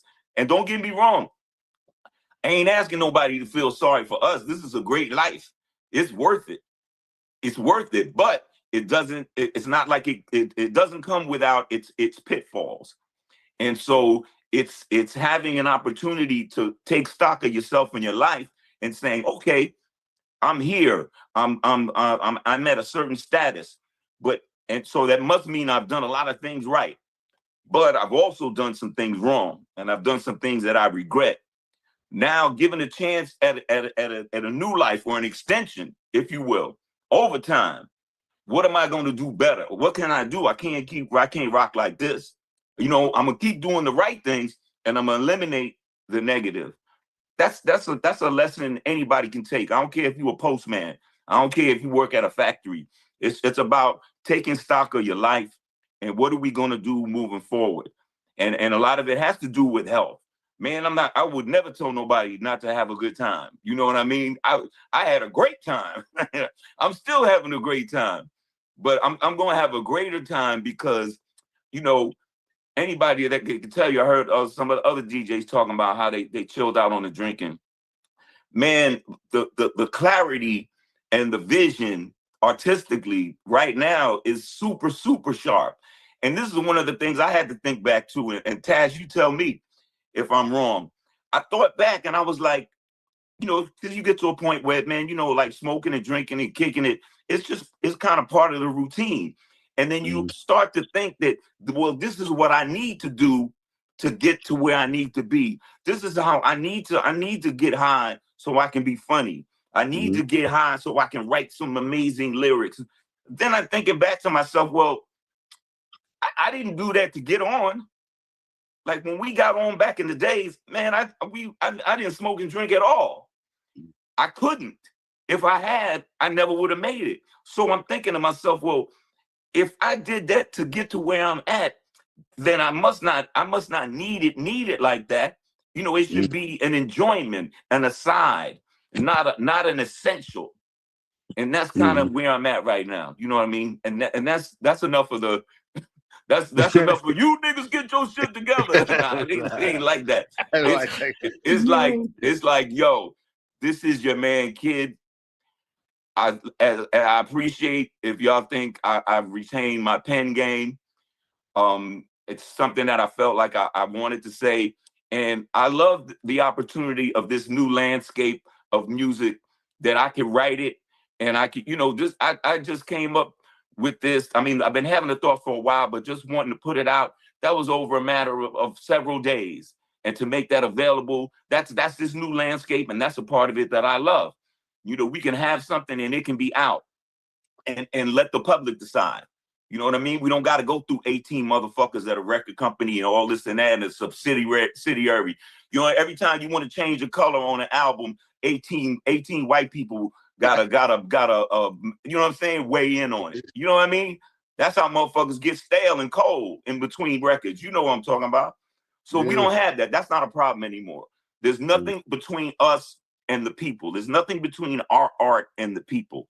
And that's the exciting part. So moving forward, you know, and working with other artists, new and OG artists. You know, we did some great work with CL Smooth a few years back that we're hoping sees the light of day soon, taking them into a new exciting direction. You know, this is where I'm at, and all the great ideas I have running through my head, they're not all for me. You know, they'll be for some of my peers and some youngins coming up. but it's exciting. I love hip hop. Hip hop is the girl that I brought to the dance. It's how I got to the movies. It's how you know what I mean. Hip hop is always be, you know, I don't want to say bottom bitch because that'd be like a diss, but you know what I'm saying. You know what I mean? That's the girl I brought to the dance, and I'll always align myself with hip hop. And moving forward, I do have alliances with Cedar Sinai, and the American Heart Association has approached me. So these are things that I'm gonna do to put things together and make it easier, or just to put it on your mind. You know, a man or woman's gonna do what they do, but if I can put it in your mind to put yourself first, sometimes I understand people got families, you hustling, you can't afford to take a day off. I get it. But taking one day off to make sure that your health, physical and mental, is right, then you can be there for your family, then you can be there for your friends, then you can be there for your children. That's what I'm about. I got a new engine. I'm vroom, vroom, vrooming. Clay and I, we back out on the road. Okay? We're always going to give you our best. I don't know if it's going to be 1989 best, but it's going to be the best. Shout out to everybody who got their hand raised, man. Yeah, and I appreciate all the comments I'm seeing, man. I really do. Now that's what's up. I'm gonna bounce around the room a little bit. We're gonna go to the one and only Brittany Cherry, holding it down. Do your thing. Hi, kid. How are you? Hey, what's up, Brittany? How you doing? Good. It's very good to meet you. You as it is you. So, one question I've always wanted to ask you, just because I was born in 1987. So, obviously, House Party was a cultural phenomenon and still is. And the Kid and Play Dance, I did it without even realizing what it was or where it came from when I first started to do it. Every time I go to a HBCU homecoming, they're doing it. Weddings, they're doing it. At the time that you all were creating the movie, creating the classic, creating the music, did you have any idea that just doing a couple of steps and putting your feet together would create this like cultural phenomenon? Brittany, no, we did not. It was just something that we were doing, you know, in our show, in our live show. And it was something at the time we were doing House Party. The director, Reggie Hudlin, envisioned a dance battle between Play and myself and Tisha and AJ. And Tisha and AJ obviously came to the table. They were dancers, they were close friends, so they kind of put a routine together. And we, you know, this was something that we had already been kind of doing, so we, you know, implemented that.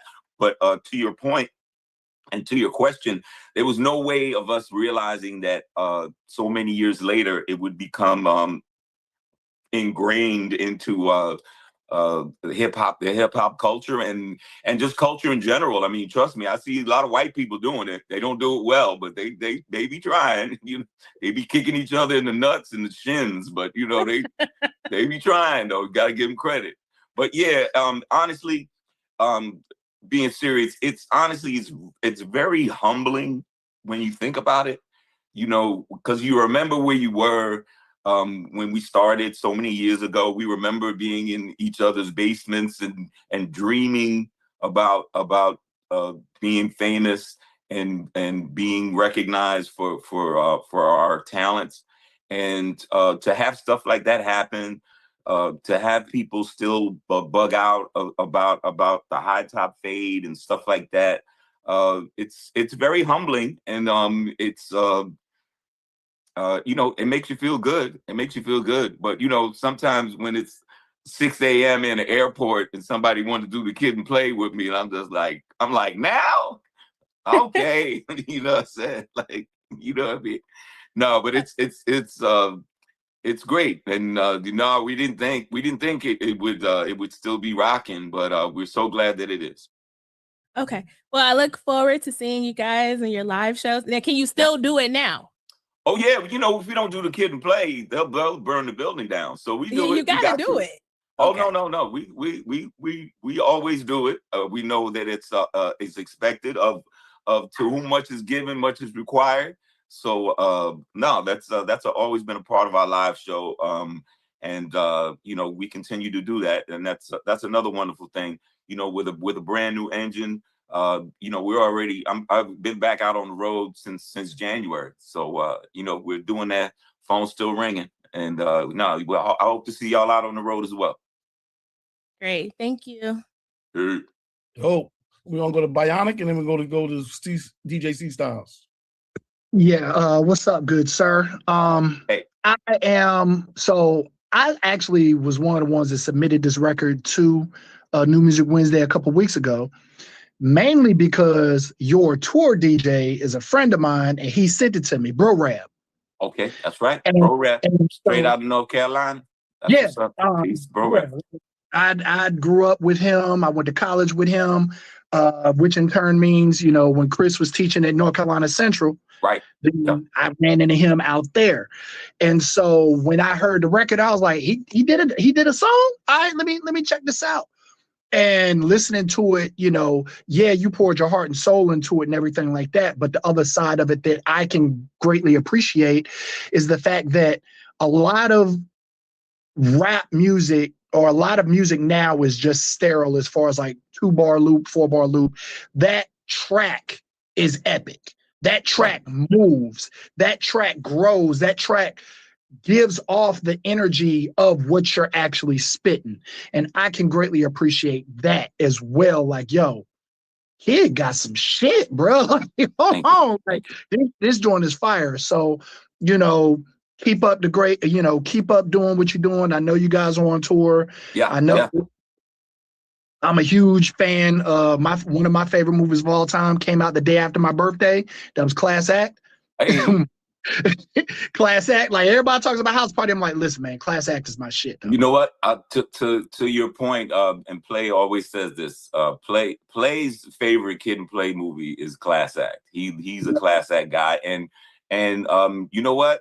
It's kind of like you said, how the house parties usually get most of the pub, but Class Act been a solid performer all these years. So yeah, I love it. Did good. You know, I always have a place in my heart for Kid and Play. You know what I'm saying? And y'all keep doing what y'all doing, and that's it. That's what's up. We'll see you out there, homie. Yes, sir. Brother C Styles. Yo, what's going on, kid? What's going on, man? What up? Oh, yeah, Mets hat. We like that. That's so what's up. First of all, I am a Queens native. Queens get the money all day.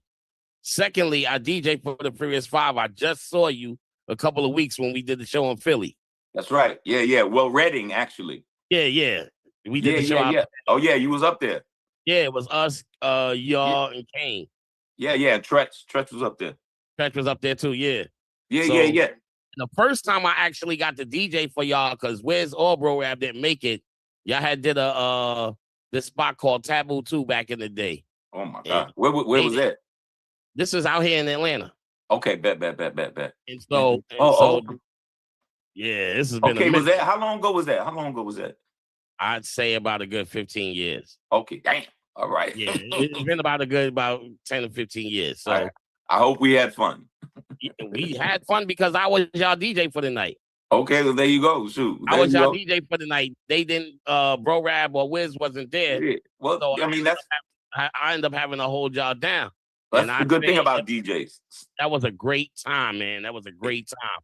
But I just wanted to pay homage and give you your props and give you your flowers as you rightfully deserve them. You know what I'm saying? You got a second chance at a good rate. You know what I'm saying? And so I congratulate that. And the record is fire.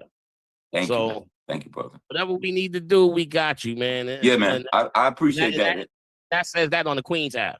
No doubt, and I appreciate that. And also, too, I'm like I said, I'm learning kind of this new way, this new landscape of how to deliver music to the DJs and everything. So, in and of that, you know, if there's other parts that we have to deliver, like, you know, instrumentals, acapellas, stuff like that. Just put together a DJ pack. We go with all that. DJ, right? This is what I'm gathering. Yeah, I will make that. The DJ pack has the clean, dirty instrumental, and then Well, you know, this is kids, so it ain't no dirty. So we can. I'm just saying You got an 8-bar intro. Yeah. Yeah. You know what I'm saying? And all that. So we got that. I was fortunate, man. We got a great guy over at Westlake Audio out here in LA. My man Al Machera. Have him put together the whole DJ pack, and I'll make that available because those things are cool. I mean, I appreciate the other DJ talking about the track, and you know what I mean, to so y'all can have that and rock with that, and the acapella, and also too in particular the acapella that's naming all of the cats that we lost. You know what I'm saying? Y'all DJs are very creative. Y'all could do something with that and this and that. So any and all parts that y'all need to utilize it. Because like I said, the song is more than just one thing. It's about my journey. It's about everyone's journey in general. But it's shouting out these particular artists in particular. So that's a part of it too. That's important. And if y'all need to take that piece and rock, just rock with it. But I appreciate that y'all are feeling it. I do. Big facts, man. Salute. Queens get the money. Absolutely. Oh man. I had to put that in the song too. Coming from Queens, but we get the money every time. Absolutely. I think I was around when y'all shot the not Rolling with Ken Play, but Getting Funky video. I think I was out around that video shoot. You know what? That was we actually shot that uptown. That was like 140 something in St. Nick. Everybody thought that we did that on like a Hollywood lot, but we just wet the street. It made it look real fly. Had all the dance crews. Stay over there by the Polo Ground. So yeah, exactly. Yeah. We took it uptown, man. Had all the dance crews that in New York City at the time, IOU, all these cats. And that was if people go back to that Getting Funky video, that was a celebration of hip hop, dancing at that particular time. So that's actually a video that we're very proud of, and I think it holds up to this day. Also paying homage to the whole clan. Y'all, it was y'all, Salt and Pepper, Herbie Lovebug, the whole team. Kwame, shout out to Kwame. He's back out dropping jewels. Big shout out to him. My man Dana Dane is doing his thing both cinematically and still dropping gems. Like you said, Salt and Pepper, they the queens. Shout out to them, recent Rock and Roll Hall of Fame inductees. We wouldn't be anywhere without them. And the mastermind of it all, Herbie Lovebug. He was Diddy before Diddy. He was know what I mean? Right. You know what I'm saying? He was our leader of idol makers, and he taught us so much about this game. He was our homeboy, but he was our stern teacher, and a lot of the lessons that we learned up under him, we apply to this day. And so yeah, man, we were very fortunate, and also too, I'm sure a lot of you DJs go way back. I gotta say that. I know I'm biased, but I feel so fortunate that Kid and Play, we came up in what I consider, excuse me, the greatest era of hip hop. If you're talking about 88 to about 93, you're talking about 88, 93, maybe 94, you're talking about the greatest, I think, the greatest era in hip hop in terms of the artists that came out at that time, the quality of music, the music that holds up to this day, not just thematically, not just lyrically, but sonically. You DJs know that. You play a Herbie Lovebug record, that thing still slaps, and it slaps in the clubs, and the lyrics are stuff like that. I mean, and to me, stuff like that matters. And DJs know more than anything else that they can still pull a record out from 87, 88, and that still slaps to this day just as much as something that just dropped last week. And I'm not just talking about Kid and Play. I'm talking about Salt and Pepper. I'm talking about Big Daddy Kane. I'm talking about KRS. I'm talking about Stetson Sonic. I'm talking about Quest. I'm talking about Nas. All of these. I'll hold that 88 to 93. I'll hold those 5 years up against any other 5-year period in hip hop history, and I'll stand on that. Now I'm being the old guy on the lawn. You kind of making a good point right there. It's facts, though. Who the fuck wants what? No doubt. That was fire. I can't even lie, man. Look, you tell a nigga got a new heart. I'm frisky, man. I'm frisky. Hell yeah. All right, we're gonna go to DJ Head Rush, and then we're gonna go to End Zone, and we're gonna end up with Big Red and D Skills, if that's cool with you, kid. Yes, sir. Yes, sir, man. Take as much time as you need, man. It's like it's 100 degrees out here in LA, man. I ain't trying to go outside right now. I was gonna say this one thing though. You had mentioned that it's dope that there's no more border. Like you can put your art out and let it go without all of these red tape and everybody's approval. And my man ain't getting a piece of the budget. Oh my God. All of the old red tape, my nigga. There it is. Red tape, my nigga. And earlier on this call, we were talking about this platform called Whatnot, which is now even allowing artists or people to sell direct. Shout out to Rip and Spin Firm, but where you can create, let's just say, 250 pieces of 45 vinyl, right? And you get on your joint just like this, talk your ish, and sell direct to people. I feel like this is another great. That's great. But see, this is the thing, and this is the thing, and maybe even I don't know if Tash is still on, but I think artists like that can probably speak to this too. One of the problems is artists of my era, the era that we came up in, we were kind of like brainwashed into thinking that we needed this. We weren't wrong at the time that we needed this structure, the record industry as it was. You had to get signed, and when had to go through their inner workings and the structure that they created. And I remember when things started to kind of change, there were certain artists that were the equivalent was, look, man, let's get off this fucking plantation, man. We can do our own thing.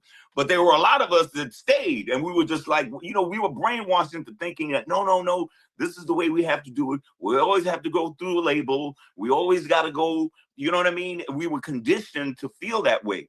And so, for me, even myself, it took a while. I consider myself an intelligent person, but I think it took me a while to realize that, hey, no, man, this is a way that the youngins are leading. And not just the youngins, but just people that are independent thinkers. They got out of that. They're like, man, we don't need these. We don't need that.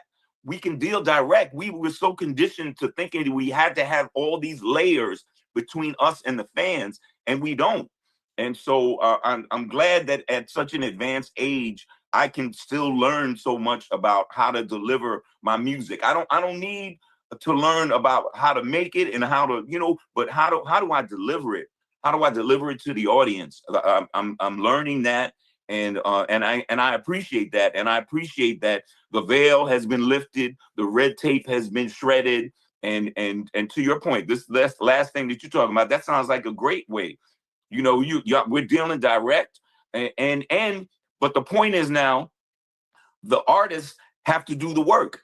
And now we find out who's lazy, because the thing about the whole old record company structure was you get lazy behind that because you got white folks doing it for you, or just other folks doing it for you. Now you have to do it yourself. How much do you really care about your art? You have to do the work now, and that's something that I admire about. And sometimes the youth will lead us, and they've certainly led on this. So we can take a page out of that. They can learn from us about some stuff, but we can definitely learn from the youngins in terms of this hip hop thing. And that's another thing I'd like to do moving forward. I'm not, like I said, I'm not an old man on the lawn OG rapper. I'm a kumbaya rapper. There's no need for there to be a division. I hear people sniping at us, the OG sniping on the youngins. The youngins sometimes not respecting the OGs. We don't need that. We don't need that. We need more unity on that point, and I think it will happen, and I'll always be a proponent of that. Study your lessons. Super dope. Yeah. Go ahead, Quantum. I'm gonna let you go ahead and do your thing. No, who was up now? We got Head Rush. I think Head Rush. Come on in and talk to Kid, man. It's the legendary right now, man. With your tight De La Soul shirt on. You know, I gotta represent. I gotta represent, man. I gotta represent. I'm gonna talk to you a minute because we met. Go on ahead, Head Rush. Salute to you. What's up, Kid? How you doing, my brother? Hey, what's up, dog? What's good, chilling, man. Hey, good to see. Good to meet you. Thank you. I appreciate it. That's the brand Strong Side Radio, man. That's what's up. But first and foremost, man, I appreciate you for being who you are and all of that you've done. Man, you are a good actor. I'm just gonna point that out, right? Like you guys, like regardless of we know the trifecta of movies that you do, House Party and Class Act or whatever, but the fact that you embodied those roles, like the Duncan Penderhughes. Right. Like, were you improv in a lot of that you chipped my bicuspid? I'm like, nobody like who comes up with this stuff? Like, you really embodied that role, and then how you was able to, you know, spin and pivot and go to a different role and be, you know, Blade instead of Duncan. Right. I'm like, that just shows how talented you really are. You know what I mean? And the fact that you decided to keep moving in the lane that you're in, and then still make music after being, you know, on tour and going through life for so long. That's amazing that your pen game is still that sharp, right? And you're able to talk about your journeys. There's a lot of us that grew up watching you want to know what you've been dealing with. You know, a lot of people don't pay attention to tabloids or news because you don't know how real it really is. Yeah. But for us to hear from you and to know that you were a inspiration to a lot of us and a role model, because you seem to keep a clean hand to the public eye. It's like, it's good to be in the presence and even be able to chop it up with you, right? So one of the questions that I kind of burned in my head is, at the beginning of House Party, you all were still kids. You know what I'm saying? Technically still children, you know? And you mean age-wise? Yeah, age-wise. No, we're not. So y'all was grown-ups. When House Party came out, House Party came out in 1990. Right. I was 10. I was 26. I was 26 playing I was 26. A 17-year-old. Well, how about this? We shot it in 89. Okay. So I was 25 playing a high school kid. See, the thing about playing myself is we always looked a lot younger than we actually were. Right. You know what I mean? He plays 2 years older than me. So at the time we were, 24 and 26 playing high school kids. And then in House Party 2, we were in college. You know, we were always actually older than we looked, you know, which is fine. I mean, in movies, it ain't really about how old you are. It's always how old you look. You know, right. The Karate Kid was damn near 50 and he was still going like this. You know what I'm saying? So right.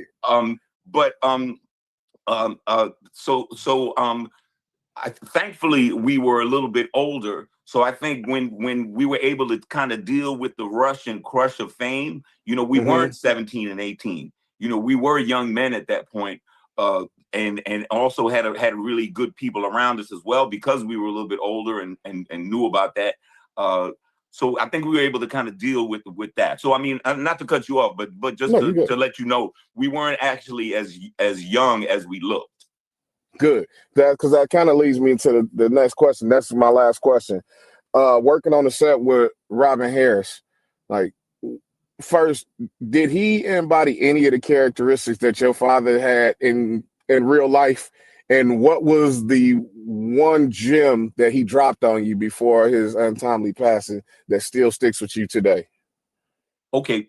Well, to your first part of the question, yes, Robin reminded me a lot of my father. He just wasn't Jamaican. You know what I mean? My father was the same way, very dark, was not afraid to use his hands, typed up, very stern, that type of stuff. But obviously it was a tragedy that we lost Robin when we did. He and I got to spend a lot of time together making that film because, when you're not on camera, you're sitting around waiting to be on camera. So you spend a lot of time together as you're waiting. You spend way more time off camera than on. So, and he was a little bit older than us at the time. And so he was kind of our mentor, and he kept us all in line. He gave us all a lot of wisdom. And I'll tell you a story that he told me. As you know, during one of the times we were sitting around. So we sitting around, and he was telling me about time he was dating this girl, and he says, "Man, I'm dating this girl, and she wanted me to meet her father. So she said, come over and have dinner with my parents."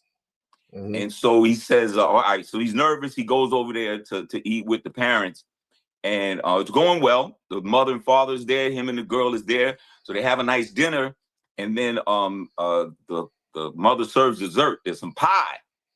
So they have the pie, and they get down. There's one last piece of pie left. And so the father says, "Hey, man, Robin, go on, eat you that last slice of pie." And Robin says, "Oh, no, sir. No, sir. I'm fine. I'm full, man. No, thank you." And he goes, "Man, Mom, Robin, go and get that last piece of pie. Mama made the pie. Go and have that last piece of pie." And Robin's like, "No, sir. I'm so full. Thank you for the dinner. It's been a wonderful night. I don't need that last piece of pie, sir. I'm fine. I'm fine." Robin, he said, "Man, if you don't eat that last piece of pie, you're gonna hurt Mama's feelings. Why don't you go have that last piece of pie? Mama made it. You're our guest. Have the last piece of pie." So then finally Robin says, "Okay, sir, I'm all right. I will. I'll have the last piece of pie. Thank you. And Robin has the last piece of pie. Mm-hmm. So it's all good. They after dinner, the husband and wife, the mother and father, they in the kitchen, washing the dishes, cleaning up. Robin has to go to the bathroom, and he has to go past the kitchen to get to the bathroom. And as he's going by the kitchen, he hears the father say, "Can you believe that nigga ate the last piece of pie?" Motherfucker.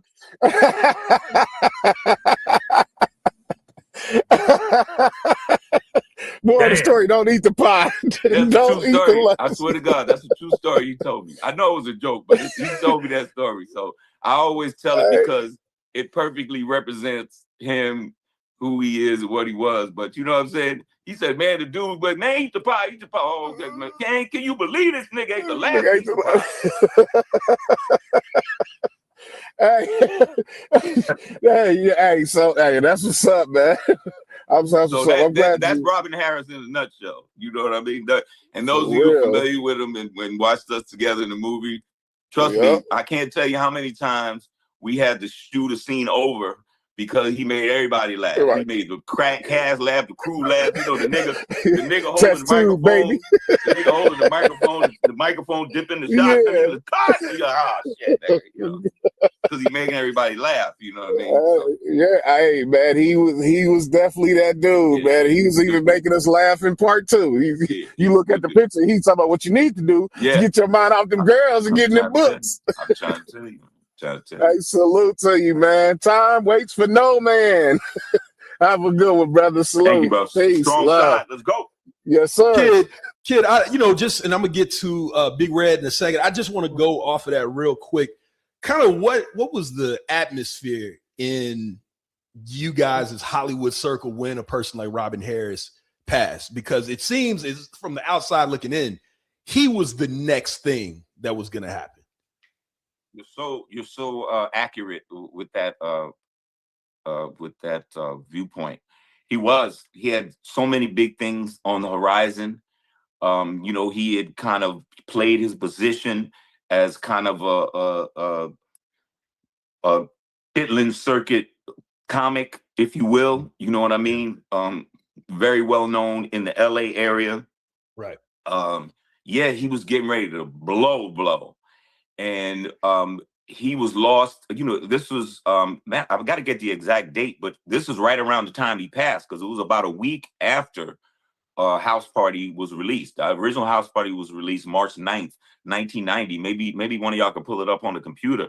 And Robin died shortly after that, just days after that. So it was a tremendous shock to us, and just an incredible loss, because as I was stating earlier, he really was a mentor to us. You know what I mean? We looked to him for guidance in life. You know, a lot of times, you know, like I said, he and I would spend a lot of time together. One time, what we used to do back then was, this was so long ago, and House Party was such a low budget movie that we actually used to get paychecks.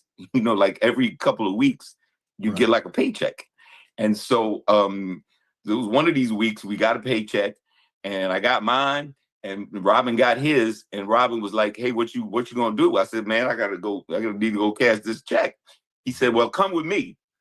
So I went with him. He used to drive this 5.0 Mustang 5.0, and so I said, "Where we going?" He said, "Don't worry about it. Come, ride with me." So I ride with him, and he takes me to a bank where he used to be a security guard at, and that's where he wanted to take me so that we can cash our checks at the bank that he used to work at. Yeah. It's kind of so he got me walking. He's like, "Yeah," and he's walking around like, "Yeah, motherfuckers, I told you." I'm coming in there with kids, I'm coming in with hi, everybody know me, whoop, whoop, you know what I mean? So he come in, he had to let them know, yeah, man, cash our checks, nigga. I told you I was gonna blow type shit. So, but these are the moments, that people didn't see, but I think it also resulted in good performances and a good bond and chemistry between he and I when the cameras were rolling. Because he really was a father figure and a mentor to us off camera. So yeah, a tremendous loss. And to be honest, it's very similar to like when we lost Tupac, because if you remember, it took several rappers to replace Tupac. You needed Ja Rule and DMX and you know what I mean? It took, I could go on. It took several to replace Tupac. Same thing with Robin. People don't realize. It took several people to replace Robin and his vibe. Okay. All the people that came up under him, that's Martin, that's DL, that's Joe Torre, that's Ricky Harris. They all came up under him out here in LA at the Comedy Act Theater. You know what I'm saying? And honestly, and unfortunately, his passing, his demise opened it up for a lot of these cats to come through. And sometimes that's just the mystery of the universe. Somebody great has to pass. But what it does is provide opportunities for several. No, I feel it. I feel that. D Skills, man, you've been waiting. What's going on? What you got to say to Kid? D. Kid. Hey. What's up, brother? But anyway, man, like I've been a big fan of Kid and Play since I was a little kid, and that's what's up.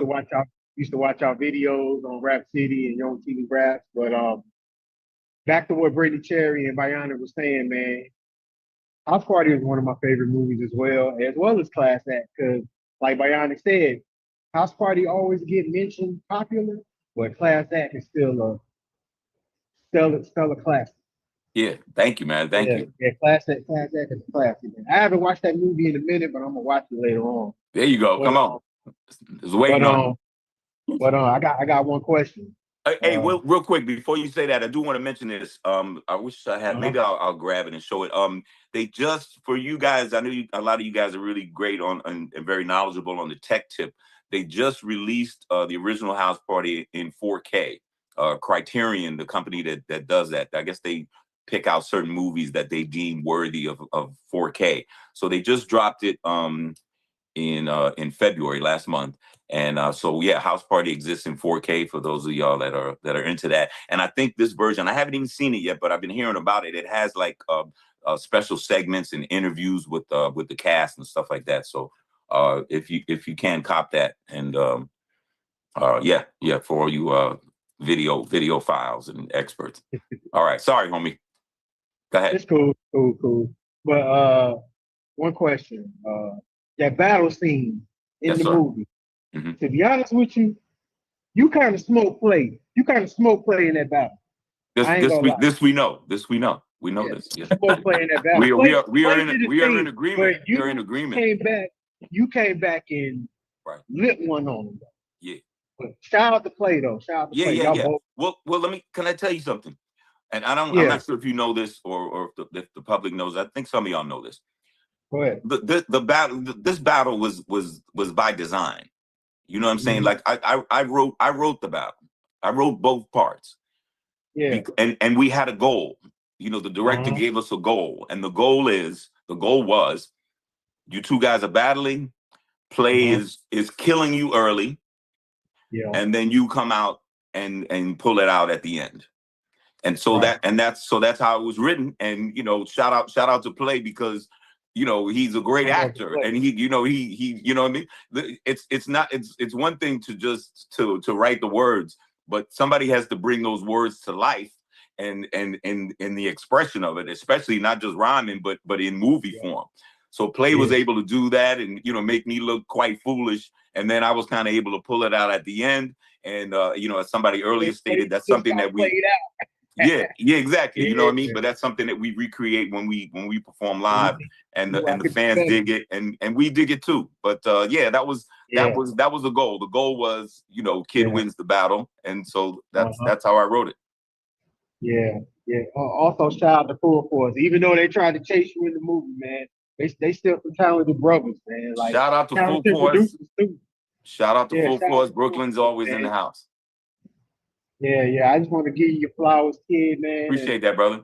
And I'm glad you recovered from that heart surgery. And yeah, man. Thank you. Hope you and Play do more shows out here in North Carolina soon, man. You know what? I agree. You know what? Matter of fact, that you mentioned it, I got a homeboy of mine, great friend of mine, runs a company, LA Inc. for many years, Adolph Shiver. And he just hit me up about Kid and Play being a part of Homecoming in Greensboro this year. So we're gonna try to put that together, you know, in October. So yeah, keep your ear to the ground. Look for us around then, because that's something I'd like to do. Word. Salute to you, salute to Play, Herbie Love Bug, the Queen Salt and Pepper. That's what's and, up. Kwame, and keep doing your thing, man. Peace and love. What's up? DJ Big Red, what you got to say? Hey, how you doing, brother Kid? Yes, sir. What up, Big Red? Here you go. Man, y'all killing me with these backgrounds, man. I gotta get my shit together, man. Yeah. All I got is me. Hey. Hey, whatever you got to have, man. I'm holding me down. Hey, I rather look, if I can have what you got in the background, I'll take that, man. That's legendary. No. I'm digging it though. It's popping. Your shit pops. Appreciate you. I want to say, you know, again, a big fan, all the way, you know, just house party, class act, all the house parties, the new music. I'm loving the new music. 10 Man. I'm the AI guy in the room. I like messing around with AI. So, you know, I make my songs on AI and through Suno. And then, like you said, you had a second chance on life. You know, someone had to die in order for you to keep going. I made a song for my old man. It's called God Has the Last Word.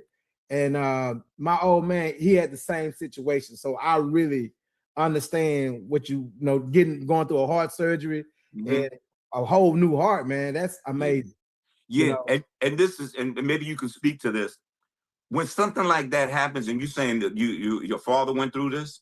Yes. See what has to happen is not just happening to that person, it's happening to their family, to their circle. So you can imagine, you know, I got my girlfriend, I got my 3 kids, I got my ex-wife, I got my baby mama, I got my other baby mama. Everybody worried.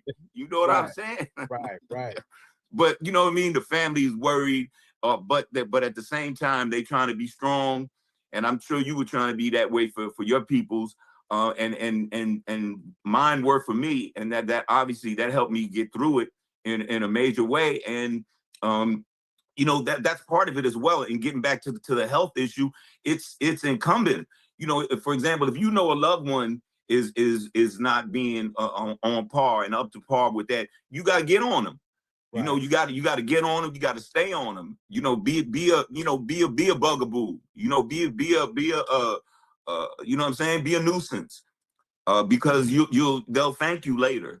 They'll thank you later. So it's not just about taking care of yourself. You should want to do that. But if you got family members and loved ones that's slacking, you got to get on them. You got to get on them. Don't let it get to, because that's the worst thing. When you're too late. And that's the thing. And some of these doctors, trust me, these doctors and surgeons that I've been dealing with, specialists, they're the greatest. They're the greatest that do it. They do heart transplants and all this stuff every single day, like it ain't no thing. But if it's too late, they can't do nothing. They'll be like this. They'll be like this. And none of the powers that they have can help if it's too late, if something's going on too long, if it's too and you're in dire straits. You know what I'm saying? So shout out to your peoples. But I know that thing going through that, it's a stress on the family. Absolutely. And again, like I said, your will, you know what I'm saying? It's very, I want to say the song is very motivating. The song is very confident. And the song is also, like I said, it put us in your shoes. You know what I mean?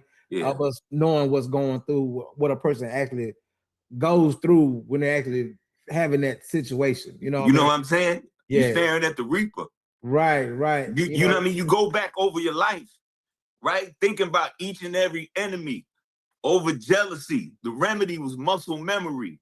Written in stone is the destiny. Brain on density, an incomplete legacy.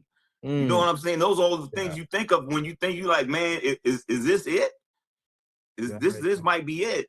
And if it is, then you're going over all these things in your mind, these situations, how you did this, how you did that. Some ways, sometimes you was right, sometimes you was wrong. Sometimes you let a snake get too close. Sometimes you overreacted and you pushed somebody away that you should have kept closer. All these things go through your mind, your triumphs, your tragedies, your regrets, shit like that. So, that's in there too. And I'm hoping that, get in where you fit in, plug in where you see fit. And that's what I'm hoping for. Absolutely. This ain't gonna get you to the dance floor. You know what I'm saying? This ain't gonna, right. You know what I mean? If you're talking about getting to the dance floor, I'll take it ain't gonna hurt nobody. Okay, I get it. But that ain't this. Right. This is something else. This is something for you this is something for you to ride. You can ride out to this. Man, this is for your soul. Like I said, for your thing. Go ahead. It's for your soul. That's because I DJ Big Red's the new director of marketing for G-Man Records. Hey, I appreciate that though, man. Maybe it is. I hope it is. Yeah, like I said, it's really for your soul, man. Like I said, from the words, from everything, because you had to close my. If you go back and watch CL, half of us had our eyes closed listening to it, because we was listening. You know what I mean? And I'm man, that makes me feel good, Big Red, because. Look, I come from that. I was an English major in college. I take pride in that. My idol was Melly Mel. I grew up. The only thing I knew was big voice, and lyrics. You know what I mean? So when somebody said the other day, say, yeah, man, you kind of rap, kind of old school. I said, well, I know you heard me. Did you hear me? I learned under Melly Mel and Chuck D.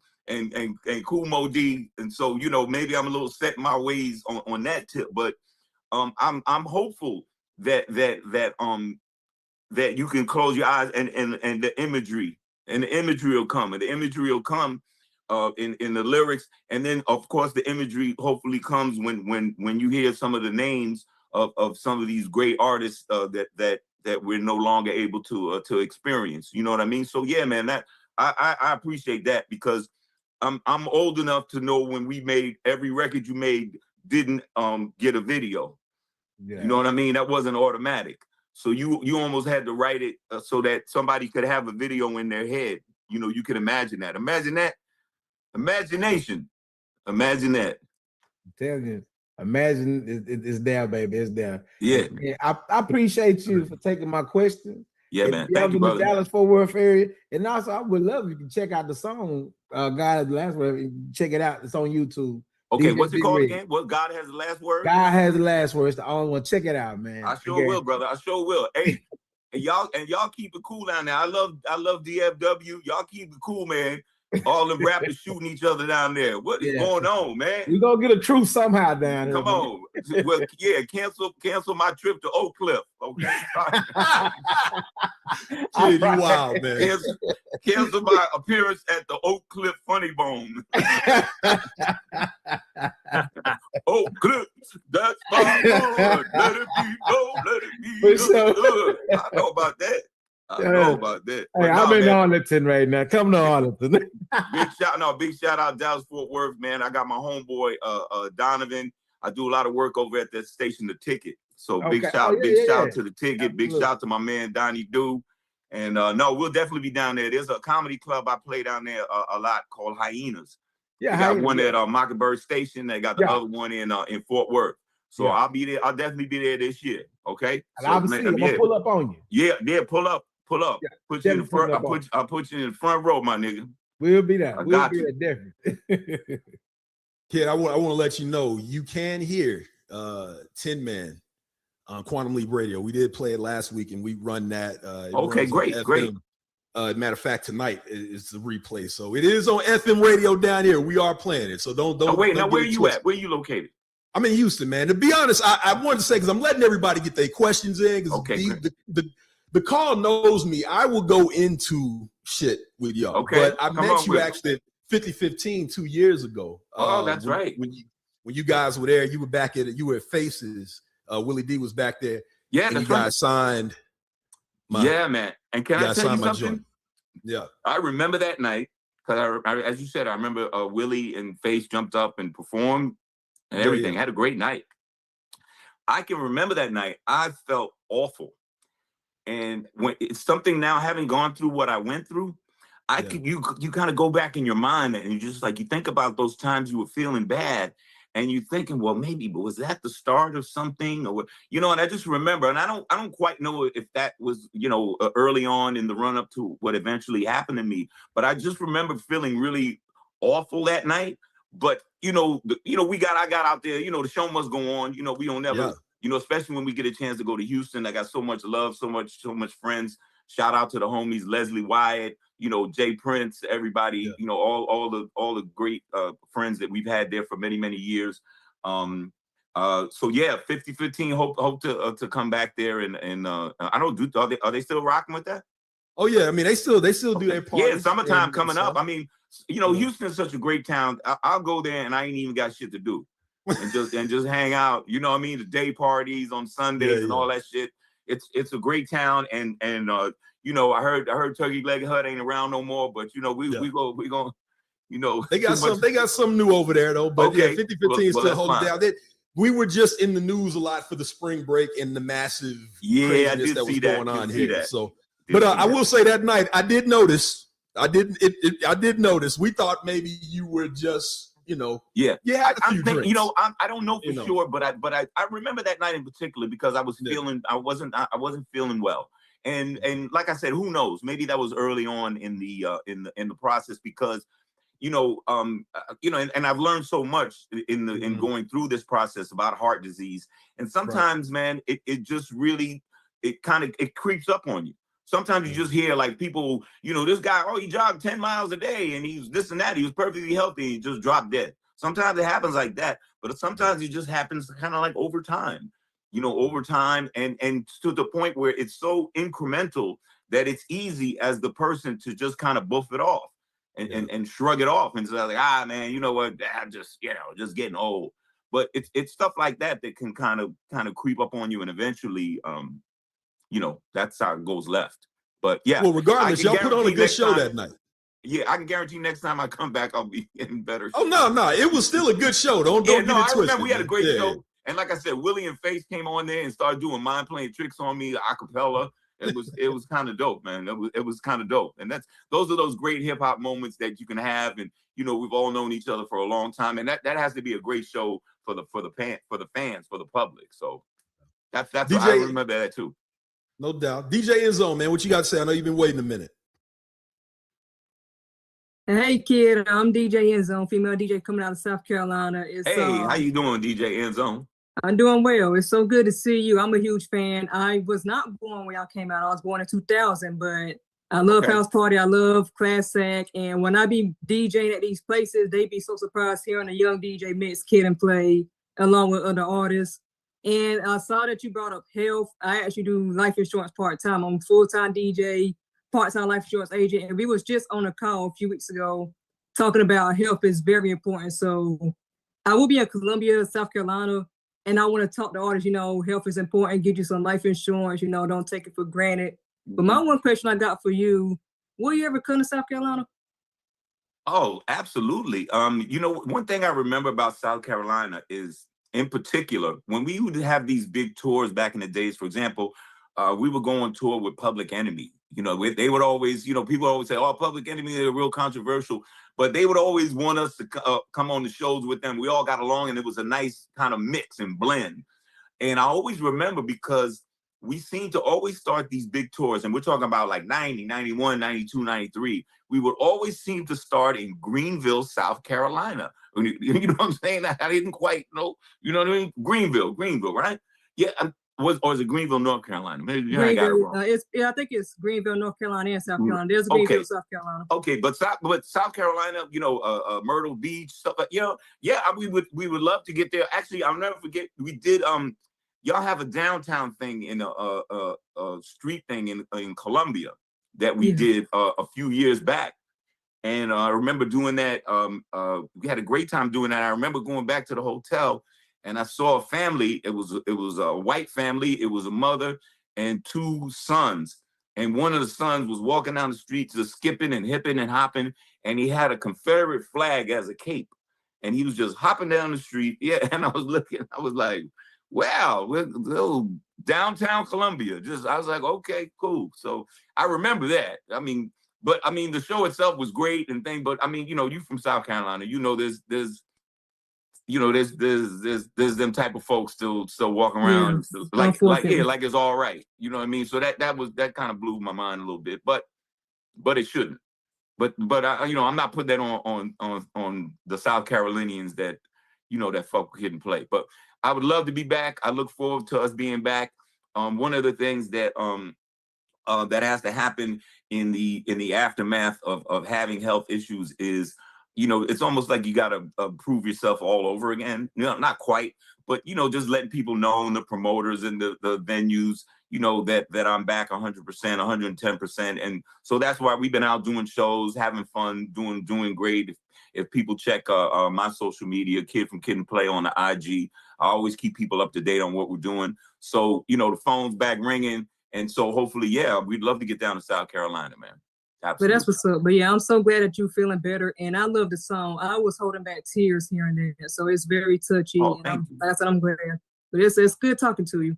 Thank you. Thank you very much. I hope to see you when we get down there. Thanks. DJ Old School, I know you've been waiting, man. This is right. This is your era. Hey, what's up? Yeah, what's up? Yeah. Yeah, I remember you. I saw you before when you was talking to Tash. Yeah, okay.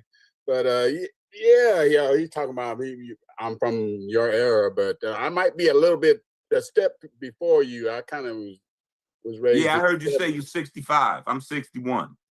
Okay, we could be my little brother. Yeah, we basically are in the same era. But I mean, it just shows how, you know, with the blessing of the, you know, if you believe in a higher power, the blessing in that, you know, and that's kind of what gave you your warning. You know, you may have said, you know, you neglected, but you got the warning in time. You know, if you think about it, you got the warning in time, and here you are alive and kicking. And that's a blessing, you know, and you know, and we're blessed to have you here to, you know, produce more music for us, you know. And that song is one of those songs that I think is going to be a classic, you know, in its own category, you know, because you know how they categorize music these days. But, you know, back in the day when I was growing up, we had house parties. That's kind of the reason why I like that movie House Party so much, because our house parties was kind of like that. We used to have to get it all arranged, find the DJ. That I used to be the DJ at a lot of these house parties, carry my crates with me. That's right. You know, the work that it took to be a DJ back in the day was. I'm telling you, you got to steal you a shopping cart. You got to do all that stuff, man. Word. It was one of those things, but. You know, you still keeping up. To me, that song is up to date. I DJ with, you know, I kind of specialize with old to new. You know, that's kind of like what my specialty is. I DJ old school. I mix the old with the new. You know, and so and that's how I do it. You know, but when we I downloaded your song the other day and listened to it. And I was like, oh, this is really nice. And then when you told me the backstory to it, and I listened to it again, it gave it more clarity, and it really gave me chills. And like DJ Endzone was saying, it almost brings you to tears because it's like a memorial song to all the fallen ones and past ones at that, and you can feel it. It gives you chills, So I'm like, this is a good song. Now, are you gonna be bringing more music like this out, or are you gonna be? Well, there's definitely more music in me, but I just had to get this out, and I've got visuals in the works as well, but this was just something I had on my mind, and I wanted to get out. And as I was speaking earlier about, I love this new technology and delivery system that allowed me to get it from notebook and pen to your ears in a matter of weeks. Which was unheard of, back in our day. Right. with the machinery that was in place. Yeah, there is the other music, and I can't even tell you what it's going to be, but it's going to be. It's going to be. I can't tell you what it's going to be. It's like, if you want to create art, you don't want to have it predetermined or pre-manufactured. You want to have. But guess what? Yeah. And a month ago, I couldn't have told you that this was the record I was gonna do. Right. You know what I mean? I don't. You know what I mean? And I'm happy to say that, and I'm happy that between Kid and Play and Kid and the DJs, we've had a great relationship over the years. We wouldn't have made it. The era, and this, I was talking about 88 to 93. In that era, if you didn't have the DJs behind you, you did not have a chance. You had no chance at all.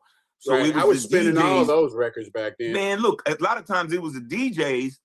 The DJs got us to the attention of the sought after radio.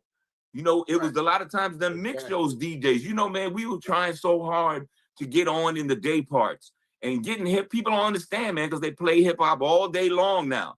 You don't understand back in those days, 87, 88, to get a hip hop record on at a black station, man, that was an accomplishment. And it was extremely tough. And a lot of times what happened is you had to have the streets on your side, the groundswell. But that happened with the DJs playing you in the clubs, and also the DJs that had the mix shows. And if you got hot out those mix shows, that was an easier route. A lot of times, you could justify if the song was heating up inside your mix show on the weekends. Man, that was an easier move to a daytime slot and getting added. Which is and all of that stuff it sounds like like a different language to the machinery that's present today, but that's what it was. So I'm saying that relationship between the artist and the DJ was super important back then, and I think it's as important now in a different way, just in the structure that we have now. But look, a DJ's ears are very important. So when trust me, when I'm hearing you guys with your critiques and I'm listening to it, and knowing that there will be more. There will be more, and I'm glad that you guys are listening and you guys are picking up on certain things that I was hoping you would. And so at the end of the day, whatever happens with this record, I know I'm not crazy. No, it's a dope record. I'm not crazy. Definitely not crazy. I just look crazy. You're on point. Sometimes. You're on point with it, man. You looking good too, even though you ain't got the high top fade no more. Man. Well, you know what? My pro no more. I let the youngins. The high top fade will always live. It's a young man's hairstyle. I see the youngins doing it. They're doing it to death. They look great. I'm glad that I'll always be known for that. The young lady was talking earlier about the Kid and Play dance.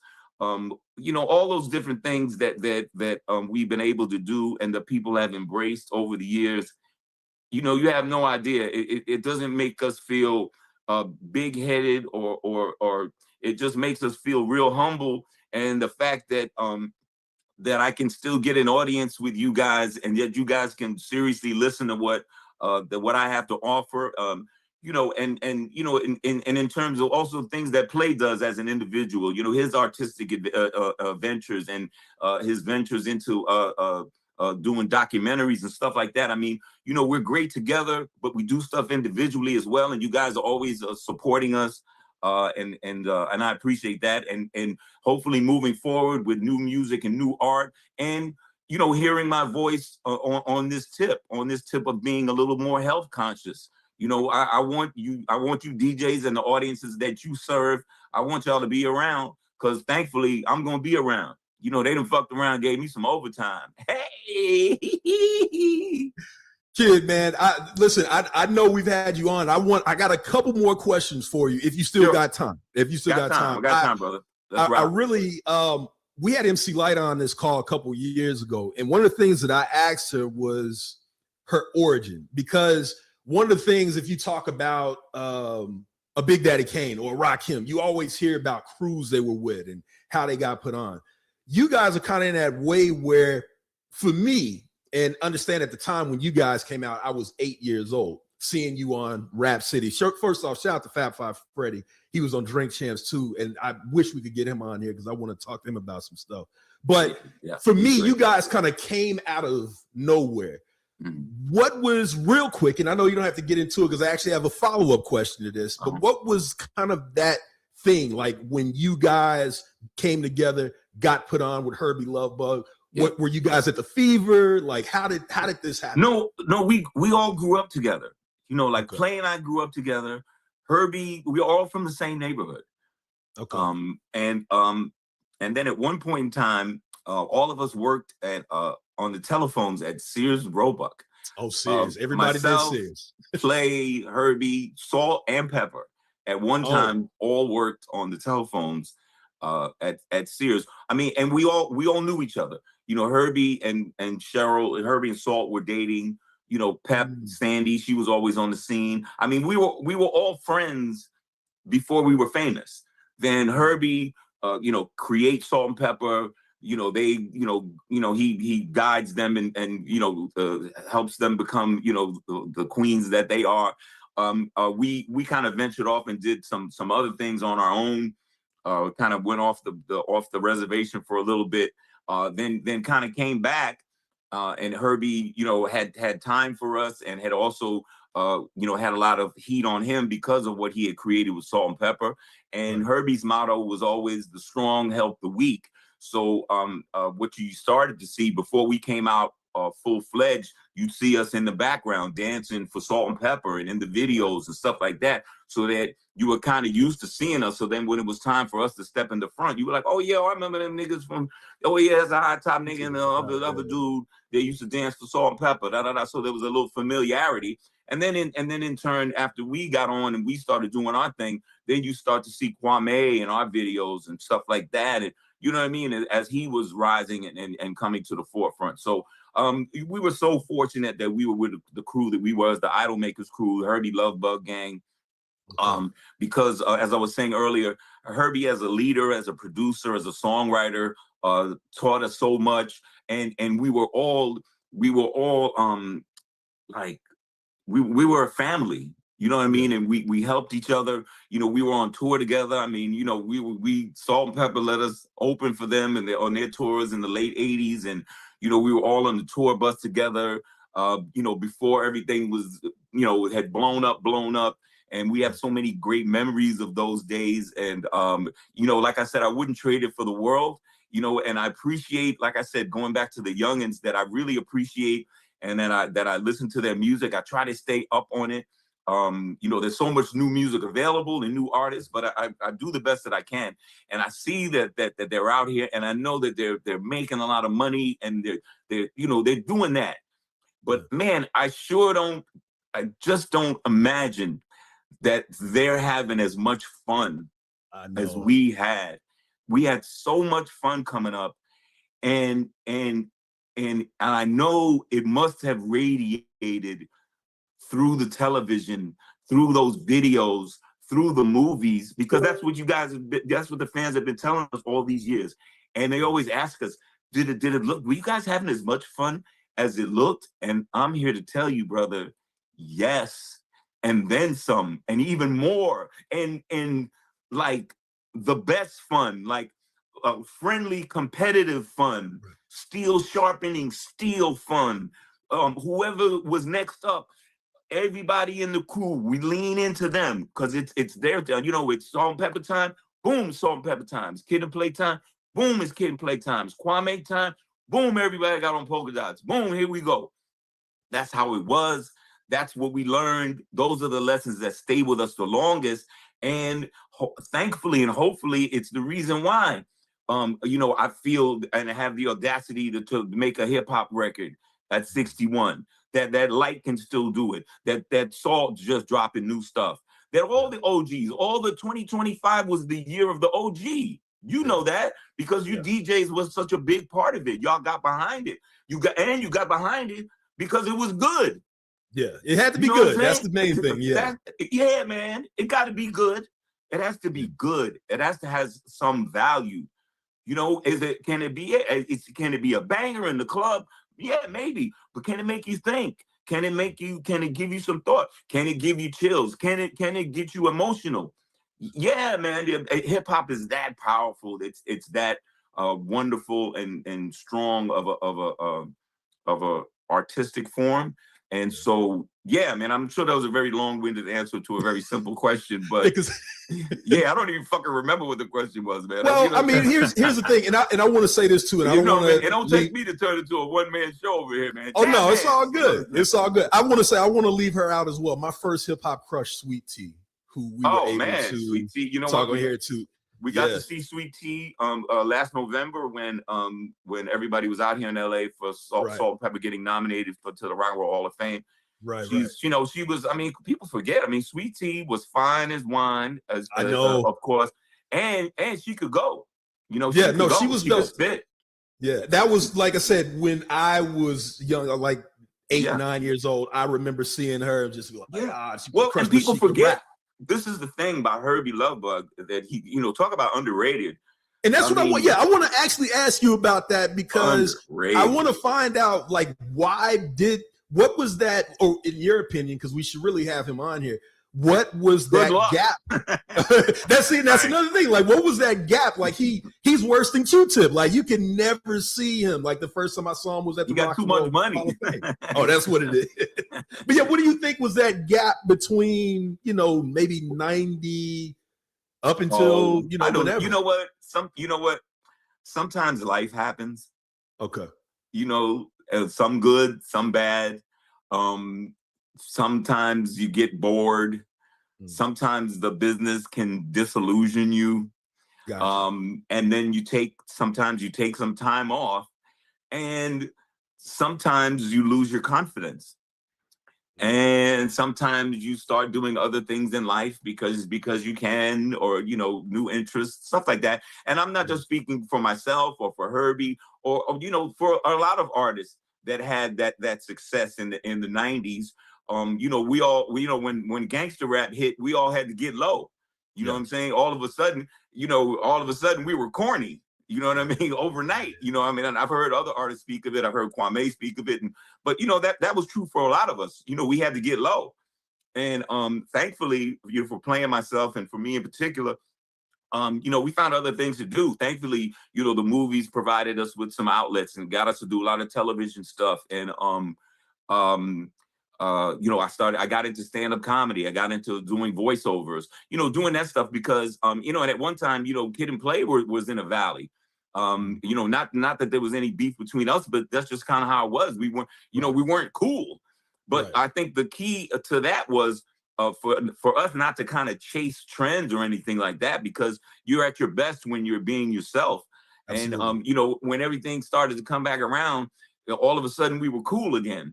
And we could actually come out of hiding, so to speak, and be ourselves. And the, you know, the touring started back, and all of a sudden everything from the 90s was super cool, you know, that and the way it stands right now, 90s is probably the hottest decade right now. Everybody seems to have fond memories about culture and music and fashion and celebrity and all of that stuff. So the good thing is, if you remain the same and stay true to yourself and your art, it all comes back around. And when it comes back around, you get that love all over again. And you get it even in a better way because they look and see, oh, you didn't change. You know, we changed. You know, you were consistent. And we came and you waited and we came back around.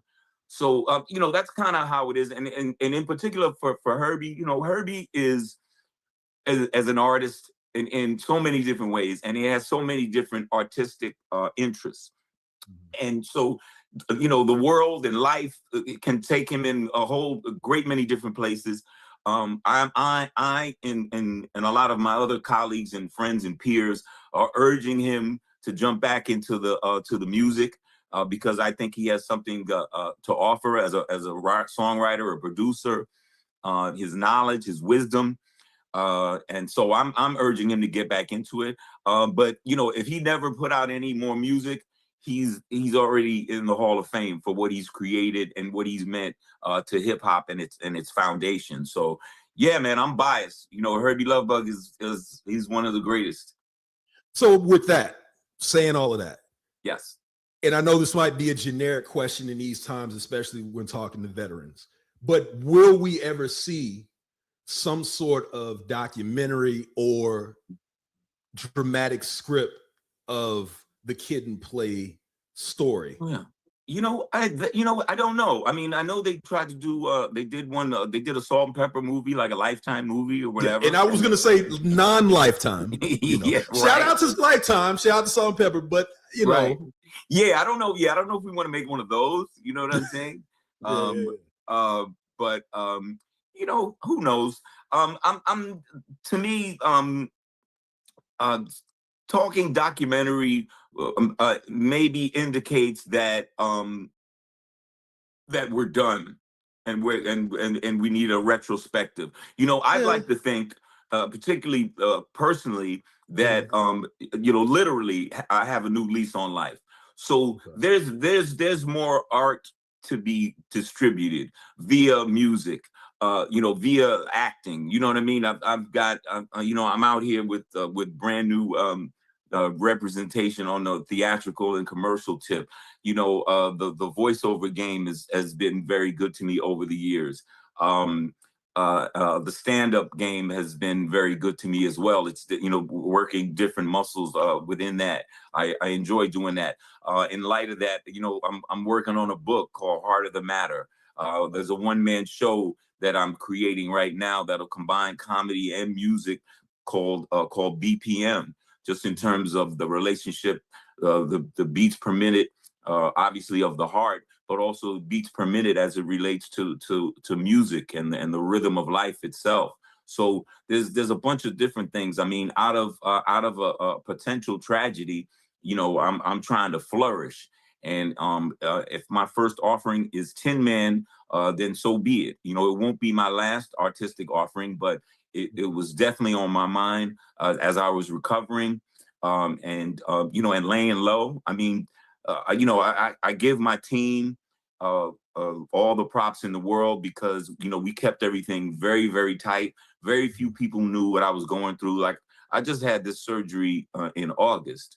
You know what I mean? And just the way that we put things together and projected me publicly, you know, social media and everything, nobody knew that I was really going through that. And because that's the way I wanted it. You know, I didn't want my fans to see me as I'm going through this. You know, I didn't want y'all to see me like, hey, you know, pray for me, y'all. Nah, that's not how you're going to see me. The first time that you saw me was going to be on Good Morning America with Michael Strahan. And I'll show you pictures of how I was a few months back, but I'm not like that right now. I'm here to tell you so that I can accurately tell you what I've been through and tell you how you can get back and how you can get back right and how you hopefully don't get in my position and situation in the first place. So all that was very important. So moving forward, like I said, there's going to be art in the future, but there's going to be an eye toward helping our fans and friends become a little bit more health conscious. Every little bit helps, and urging people to not just take care of themselves, but take care of their loved ones. And if Tin Man is a part of it, that's fine. If any of these upcoming projects, that's fine.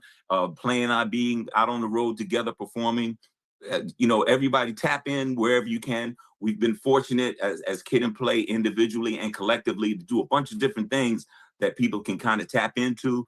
So we look forward to that. And literally having a new heart means having a new engine and new energy to kind of really see things a lot clearer and having the energy to do stuff, not sit around and talk about it and talk about, I'm gonna do this, I'm gonna do that, but get up off the couch and make things happen. And see, that's one of why I definitely understand your perspective on maybe not having a documentary or something like that now, but I think I'd love for somebody to do it. Yeah, I mean, get some of these great documentarians. I would participate. Play would participate, I'm sure. I think you guys have such a good story, because even that, and I'm going to get to Bionic. And again, let me ask, what's your time looking like? Because I know we're good. We're good, brother. We're good. Okay, we're good. I did want you to kind of give a concrete answer to what I call kind of the 3-man or 2-man weave that was House Party, Fresh Prince of Bel-Air, and the Kid and Play cartoon. Like, again, these are stories that I feel like if you do a documentary, you do a show, people need to know this. So, but concrete, like, what is the official story behind that mix right there and how that happened? Okay. All right. So I think what you're talking about is, this kind of situation involving Kid and Play and DJ Jazzy Jeff and Fresh Prince, Will and Jeff, like who Friday the 13th thing, and they were supposed to be the House Party movie. Yeah, so I've never been clear on that. Yeah. Okay, well, first and foremost, those are our peers from way back in the days. We used to do crazy shows together, man. They're brothers in arms to this day. Love those guys. But we were always kind of compared to one another. It had that same kind of vibe, happy-go-lucky kind of thing. Us from New York, them guys from Philly, stuff like that. Yeah. One of the things that we kind of found out, kind of later on, I don't know if we really knew about it as it was kind of happening, but things kind of fall out the tree afterwards. We got offered to do a House Party the way we understood it, but that it had previously been offered to Will and Jeff. Okay. And this is by the movie company called New Line Cinema, which I think has been absorbed by Warner Brothers by now. But at the time, it was New Line Cinema, and they were famous at the time for making the Freddy Krueger movies, the Friday the 13th movies, right? Friday the 13th movie, Freddy Krueger. Friday the 13th. Yeah, the guy gets in your dreams and all that shit. Okay, so within that, Freddy Krueger. I'm sorry, Nightmare on Elm Street. We say Nightmare on Elm Street. Right? Whatever. That's right. Yeah, the burnt up nigga with pizza the hat, face, you know what I'm saying? and the striped sweater, you know what I'm saying? Crispy nigga with the hat, gets in your dreams. You know what I'm talking about? The crispy nigga, the crispy ass nigga. Well done, chicken face ass nigga. All right, so okay, so within that, I think Will and Jeff had a record out called "Nightmare on My Street," which I don't think originally had an affiliation to New Line Cinema and the movie itself. I think it was just, those movies were hot at the time. So I think Will and them just made a record, Nightmare on My Street, whatever that was. So there was some legal issues between New Line and Will and them that could not be resolved. So that made them possibly doing House Party kind of untenable, because they had beef or some kind of lawsuit going with New Line. Okay. So that's kind of where we stepped in. Then they kind of offered it to us, and we end up doing House Party, and that was a success. Fast forward to us having a cartoon series. We were first offered a sitcom, a TV series at NBC, and this is before Fresh Prince. Right. We were offered to do a nighttime sitcom, but at the same time, we also had a Saturday morning cartoon with NBC. We were first rappers to have a cartoon, Kid and Play cartoon. So the cartoon was first.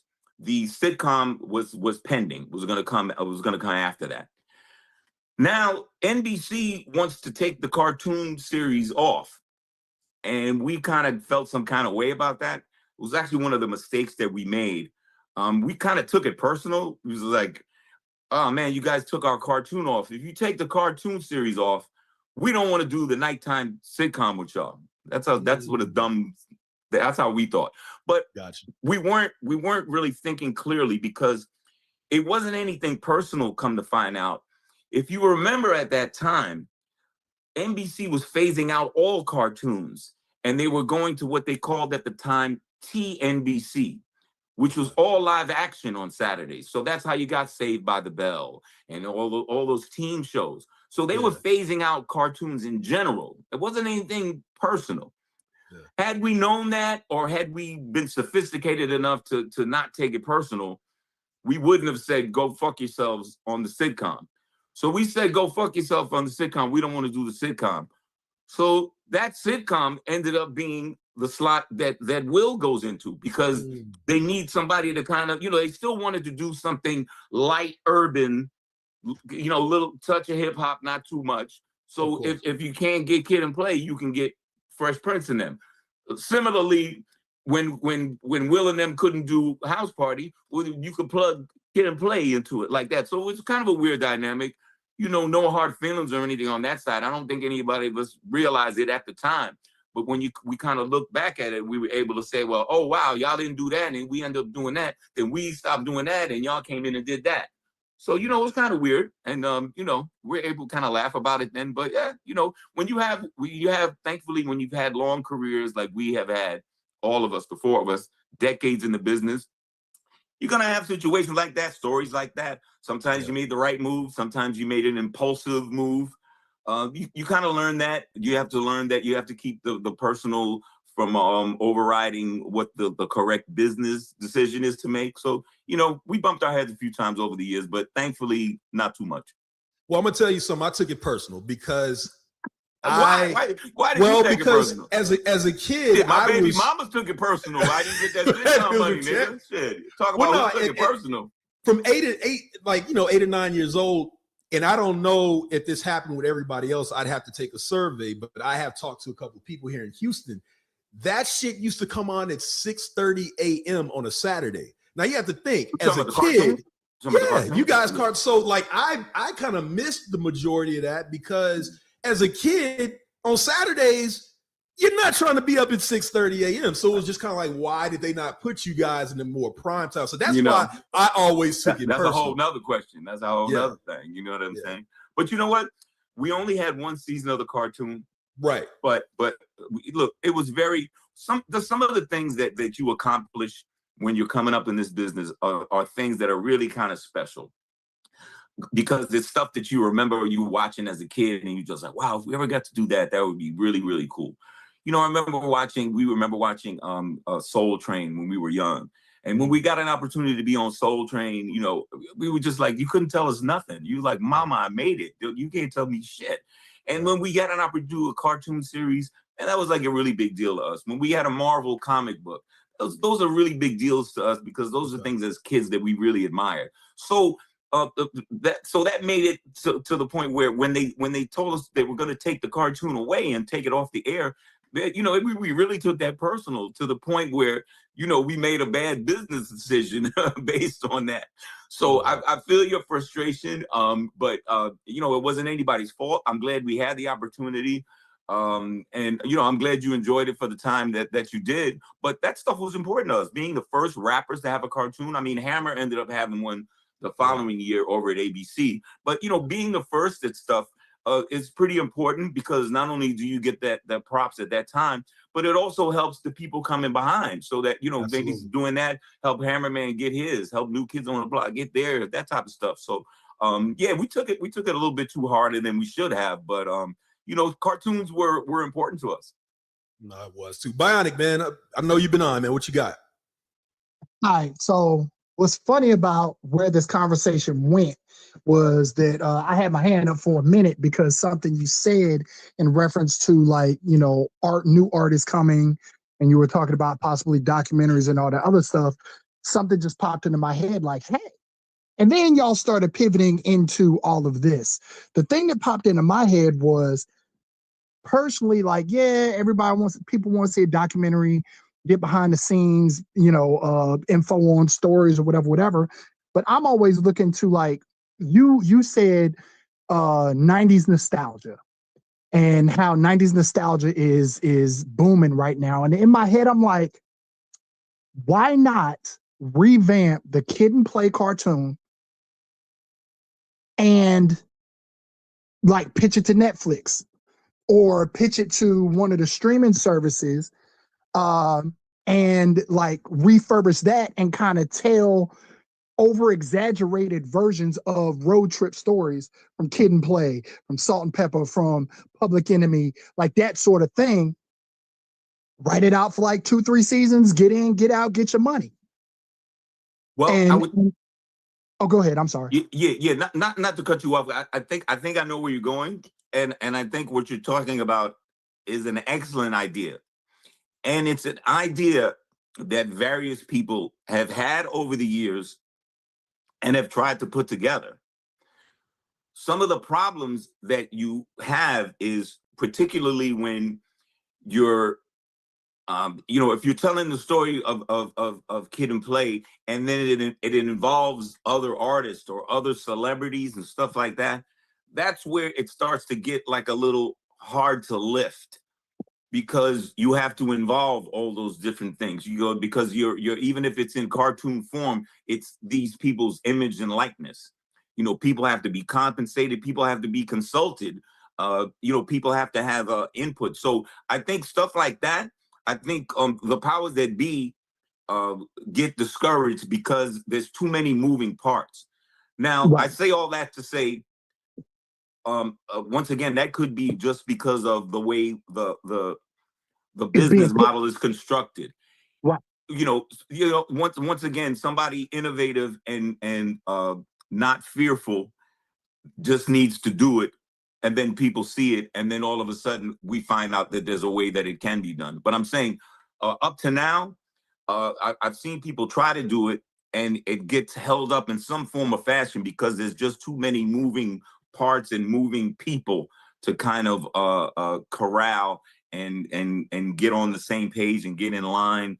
And that's been my experience. But those are great ideas because those stories are great. And I see people try to do them in like individual forms. Like, this was the night that I such and such, I tried to I saw Burner did something the other day that I thought was really good. He did an animated version of how he convinced Chris Brown to jump on a record with him. And he had it all animated, and it was, it was very cool. But I guess it was kind of it might be part of a bigger thing. And who knows, maybe, Burner's a very innovative kind of guy. Maybe he's the guy to bring it off. And maybe check his IG, check Burner's IG. It's just something I saw really recently. It was a great story about how he got Chris Brown to do this record with him. And I think he intimated that there's going to be more stories to come in this animated form. So maybe he's cracked the code on it. But great idea, Bionic. But up to now, people have always kind of found a way to not do it, Yeah, because I sit back and I think, I'm like, we talk about the difference between based on real life events and the true story of, and like I said, it in the cracking the code aspect, it's like, it can be Kid and Play based. And although the stories that you're telling may be centered around certain people, you don't really have to use their likeness. You don't really have to use their names. Mm-hmm. And it can be an exaggerated story. Mm-hmm. It's very similar. And even in my head, I'm like, I know Kid and Play had their own animation style, but in my head, I was like, just do it different, do it better. Yeah. Yeah, do it better, or do it, or as a tribute to Robert Harris, do it in the style of Bebe's Kids. Mm-hmm. You know what I'm saying? And just just, just have fun with it, be real loose. Like, it doesn't have to be historically accurate. The only people that know the real story is y'all. You know what I mean? And just be loose with it, have fun, kind of along like an animated version of Dave, like with Lil Dicky. Mm-hmm. Oh, right, Lil Dicky. Or something along the lines of like how Atlanta was going. And it's like, these are stories, but they Are they true? Are they not? Who knows? No, who knows? But it's entertaining. Mhm. And then I haven't been following what Reggie Hudlin's been doing over the course of time since him and Aaron Magruder got into it. But I'm like, hey, if y'all still got a good relationship with him, he can pull some stuff together. Oh yeah, I mean, Reggie's doing his thing. You know what I'm saying? Hey, look here, Chris. Just to go off of that, you can call the series Last Night. Hey, I wrote that. Yeah, no doubt, man. Look, I know we've had you on for a while, man, and Yeah. I do want to say this. First off, congratulations, thank yous for even being here, and what I mean, not just on this call, I mean just being here with us. As you said in that part, Paul, in the song, a lot of people passed. I mean, just from in the last couple of weeks, we've had Lord Sear, we've had shout out to my man, Mr. Complex. Like all of these people have passed in hip hop. It's happening a lot. And it's very interesting that I see behind you that house party poster and I see Ruth E. Carter's name. And I just think to myself, like, you have been in this so long that you've seen so much to where Ruth E. Carter, she's winning Oscars. Yeah. This is actually house party too. She's the one that came up with the pajamas for the Pajama Jammy Jam. And look at her. She's an Oscar-winning, Oscar-nominated costume designer. And but there's so many people that started with us and around us, and they're still doing great and thriving to this day. And we're all, when we get a chance to kind of run into each other and see each other, it's awesome. I mean, we don't get to see each other as much because everybody's working, everybody's phones are ringing. So that's an unfortunate byproduct of success. But it does mean that everybody's kind of going on and they're doing great things. That's another thing that I'm glad to be around for, and there's just so many different people that we've touched and have touched us. So that when I see them and they're doing the thing, I'm just like, yup. Yeah. And I certainly hope that they feel the same way when they see us still doing our thing. So yeah, man, it's been a hell of a journey to this point. Yeah. And I think that part of what I was trying to express in Tin Man kind of speaks to that. But I think it also speaks to, if you're given the opportunity to have more time or however much time we all have, let's use it wisely. Let's be our best.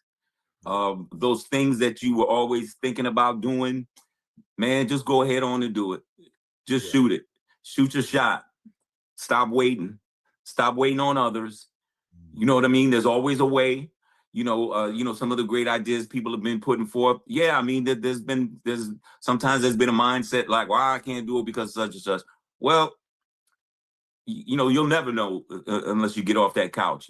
It's easy to sit back and critique what other people are doing, but people are doing stuff. Right. And it's not just young people. Old folks is doing stuff too. Because they don't want to look back and say, man, I never went out there. I never put myself out there, or I never tried. I had this great idea and I just sat on it. And I'll tell you one thing, and it's really served me over the years. One of the things that really used to burn me was when I had an idea to do something. Sometimes, maybe it was a sample I was thinking about using for a song, but I didn't move on it. And I was like, man, I know, man, I looped this motherfucker up and we put this together and this shit gonna slap. Yeah. And for some reason, third sat on it, didn't do it. Man, somebody do that joint. And it's a stone cold hit. You know what I mean? And they didn't do it the way you would have did it. Didn't do it as well. And in my humble opinion, but too late. It's a hit. Or it's out there. You can't do it now. You do it now, you look like you copying.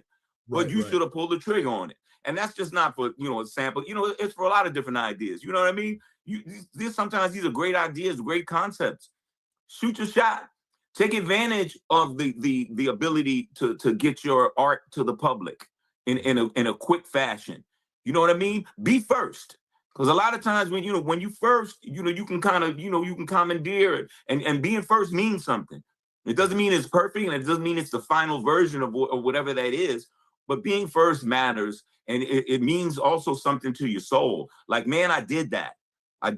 This was an idea. This was a germ of an idea I had sitting in my drawers on the couch, and I brought this to market. That's something you can feel good about it, you know, and put it out there. I mean, you know, and don't be afraid to put it out there. Let people decide. One thing I hate is people that stockpile stuff and don't release it. You got all this stuff that you've created. You know, it could be music, could be beats, could be whatever, some form of art, and you just don't put it out. Put it out. You just keep amassing it, but you don't put it out. What are you saving it for? To let somebody beat you to market with it, or just, you know, you sitting on the shelf, it's gonna get dusty. When you do put it out, it's gonna look dated. Put it out. Let the public decide. They'll let you know. They'll let you know what they like. They'll let you know what they don't like, so that the next offering will even be better. But it's sitting on the shelf. You not acting. You not reacting. It's not good. It's not good for your pocket, and it's not good for your soul. It's not good for your psyche. So if I can bring it all full circle, having been through what I've been through, I'm happy. I'm grateful. I've gotten a chance to kind of look back at what a fucking life, man. Yeah. If it was, and that's one of the things maybe I was thinking about in the hospital, you know, as I'm waiting, you know, when you know, there was some points we ain't quite know which way it was gonna go. Right. And so you thinking, I was like, well, you know what? If this is it, if this was it, this was pretty damn good. If this was it, I'm already 1,000,000 to 1 shot. You know, I'm a biracial Jamaican and Irish kid from New York who didn't fit in. Yeah. And not only did I fit in, you know, me and my partner, we just, you know, we amassed and created and did all this really, really cool stuff and made a lot of people happy, including ourselves and our family. So if that was it, man, I was cool with that. But guess what? It's not it. I'm a universe guy. The universe said, this is not it. I get to keep going. I got more time. I'm a big basketball fan. Man, we got overtime. Guess who's gonna get them shots up in overtime? Me. Yeah. It's overtime, man. It's overtime. I got more time. That's the one thing you hardly ever get. Yeah. You don't get more time. I got more time. That's the most valuable asset. I know people way richer than all of us put together. The one thing you can't buy is more time. And that's words from the Tin Man, people. What is from the Tin Man, right? What did Denzel say in that movie, Man on Fire, when he had all that C4 up that man's butt? The guy says, he said, I wish you had more time. Yeah. Then the nigga blew him up with the C4 in his butt. Right, I got more time. To your point, yeah. I'm so call me Kid from Kid and Play, call me Tin Man. But I'm still here, and I do want to shout out not just you. I want to shout out my man Rip for helping put all this together. DJ Rip, big shout out. And also a lot of the messages that have been coming up throughout the whole situation. I've been reading them. I appreciate it during the song. I appreciate all the response and the emojis and everything. Trust me, I've been leaning on y'all, and y'all have been supporting me all of these years, and I appreciate it. And moving forward, whatever all this new art that's gonna come forth, I hope y'all dig it. And I'm here for it, man. I'm here for the party. Well, I want to say this too, man. For all the DJs that are on the call, if you don't have it already, you can also go to Digiwaxx, get the Tin Man joint, play it. Like I said, it's being played on Quantum Leap Radio, so you don't have to worry about that, kid. We got you here. Yeah, not to cut you off, but I do want to make mention of this, because, like I said, I'm learning about more about this stuff as I go along, and certainly I'll try to get as much information from Rip as I can to make these DJ packs available for the DJs. You mean so you can have these elements, and you know what? I trust you guys as you see fit to put it forth in the form and fashion that you feel that you need. And I appreciate all y'all time. And I just want to say this too: if you want, can you leave your contact information? How people can reach out to you, whether it be through IG, or email, or website. If you can type that in the comments don't ask me to do that right now. Okay. If you ask me to do that right now, I guarantee you I'm gonna cut this call off. So listen, this is what I wanted to say. I'll be like K.I. I got you. Go ahead, Spitfire. Technology hates me, bro. I'm still learning. Yeah. So let me jump in right there. It's a great segue. So this is Rip. So listen, I want to thank y'all for allowing Kid to come on and play the new music and open up this next journey on and everything, because he's got more time. So listen, we'll get you the DJ pack, everything you need. CL has my contact. I can tell you right now, you can send over drops, whatever request you need. You want to do booking, interviews, we'll try to get it all knocked out. You know what I mean? So my email address, and I can put it in the chat, but I'll tell you right now, it's super easy. It's rip@thespinfirm.com. My name is Rip, that's RIP, and my company is The Spin Firm. So, anything you need from Kid, you let us know. We'll get you the DJ pack, and I'll throw the email in the chat. I got you right there. Rip, it's at thespinfirm.com though. .com. Yeah, yes, sir. .com. Yes. Okay. Man, again, Kid, I want to say this has been great. I had the biggest grin on my face just having Tash and you on talking. Now that was pretty cool in itself. That you might want to chop that up. Trust. This is recorded. Don't worry about that. Is cool with it. If Tash is cool with it, you can chop that up. That was a nice little convo that we had. I mean, I certainly been a big fan of his for a long time. The feeling is definitely mutual. I mean, I could certainly see myself and Tash doing something really, really cool. Kid and Tash sounds pretty cool to me, and that sounds like that would be really fun, upbeat, and some real cool food for the soul. So that was an unexpected pleasure for me as well. So because he didn't know that you were even coming on. So the way he was fanning out, and I was just like, man, this is awesome. So for me, this has been a highlight for my year. Hopefully for the rest of the Digiwaxx, it has too. But let me do this, man, because again, we want to thank you for being on Digiwaxx. Understand, you are welcome to come on whenever, however. We are here every Wednesday. For anybody that's new on, we're here every Wednesday playing new music, talking to legends, as you can see, talking to up-and-coming people. This is what we do every Wednesday. Kid, if you don't mind, what I'm going to do, I'm going to get into, because I'm just a hip-hop head. Yes, sir. So I'm going to get into a track called Slippin'. And this is the Large Professor remix, though. And I want to play it. I want to play it. Why not? Okay. I got it. This is Digiwaxx, man. Stay up, Kid. Again, thank you, man. We do appreciate it, bro. That's what's up. We never get caught slipping.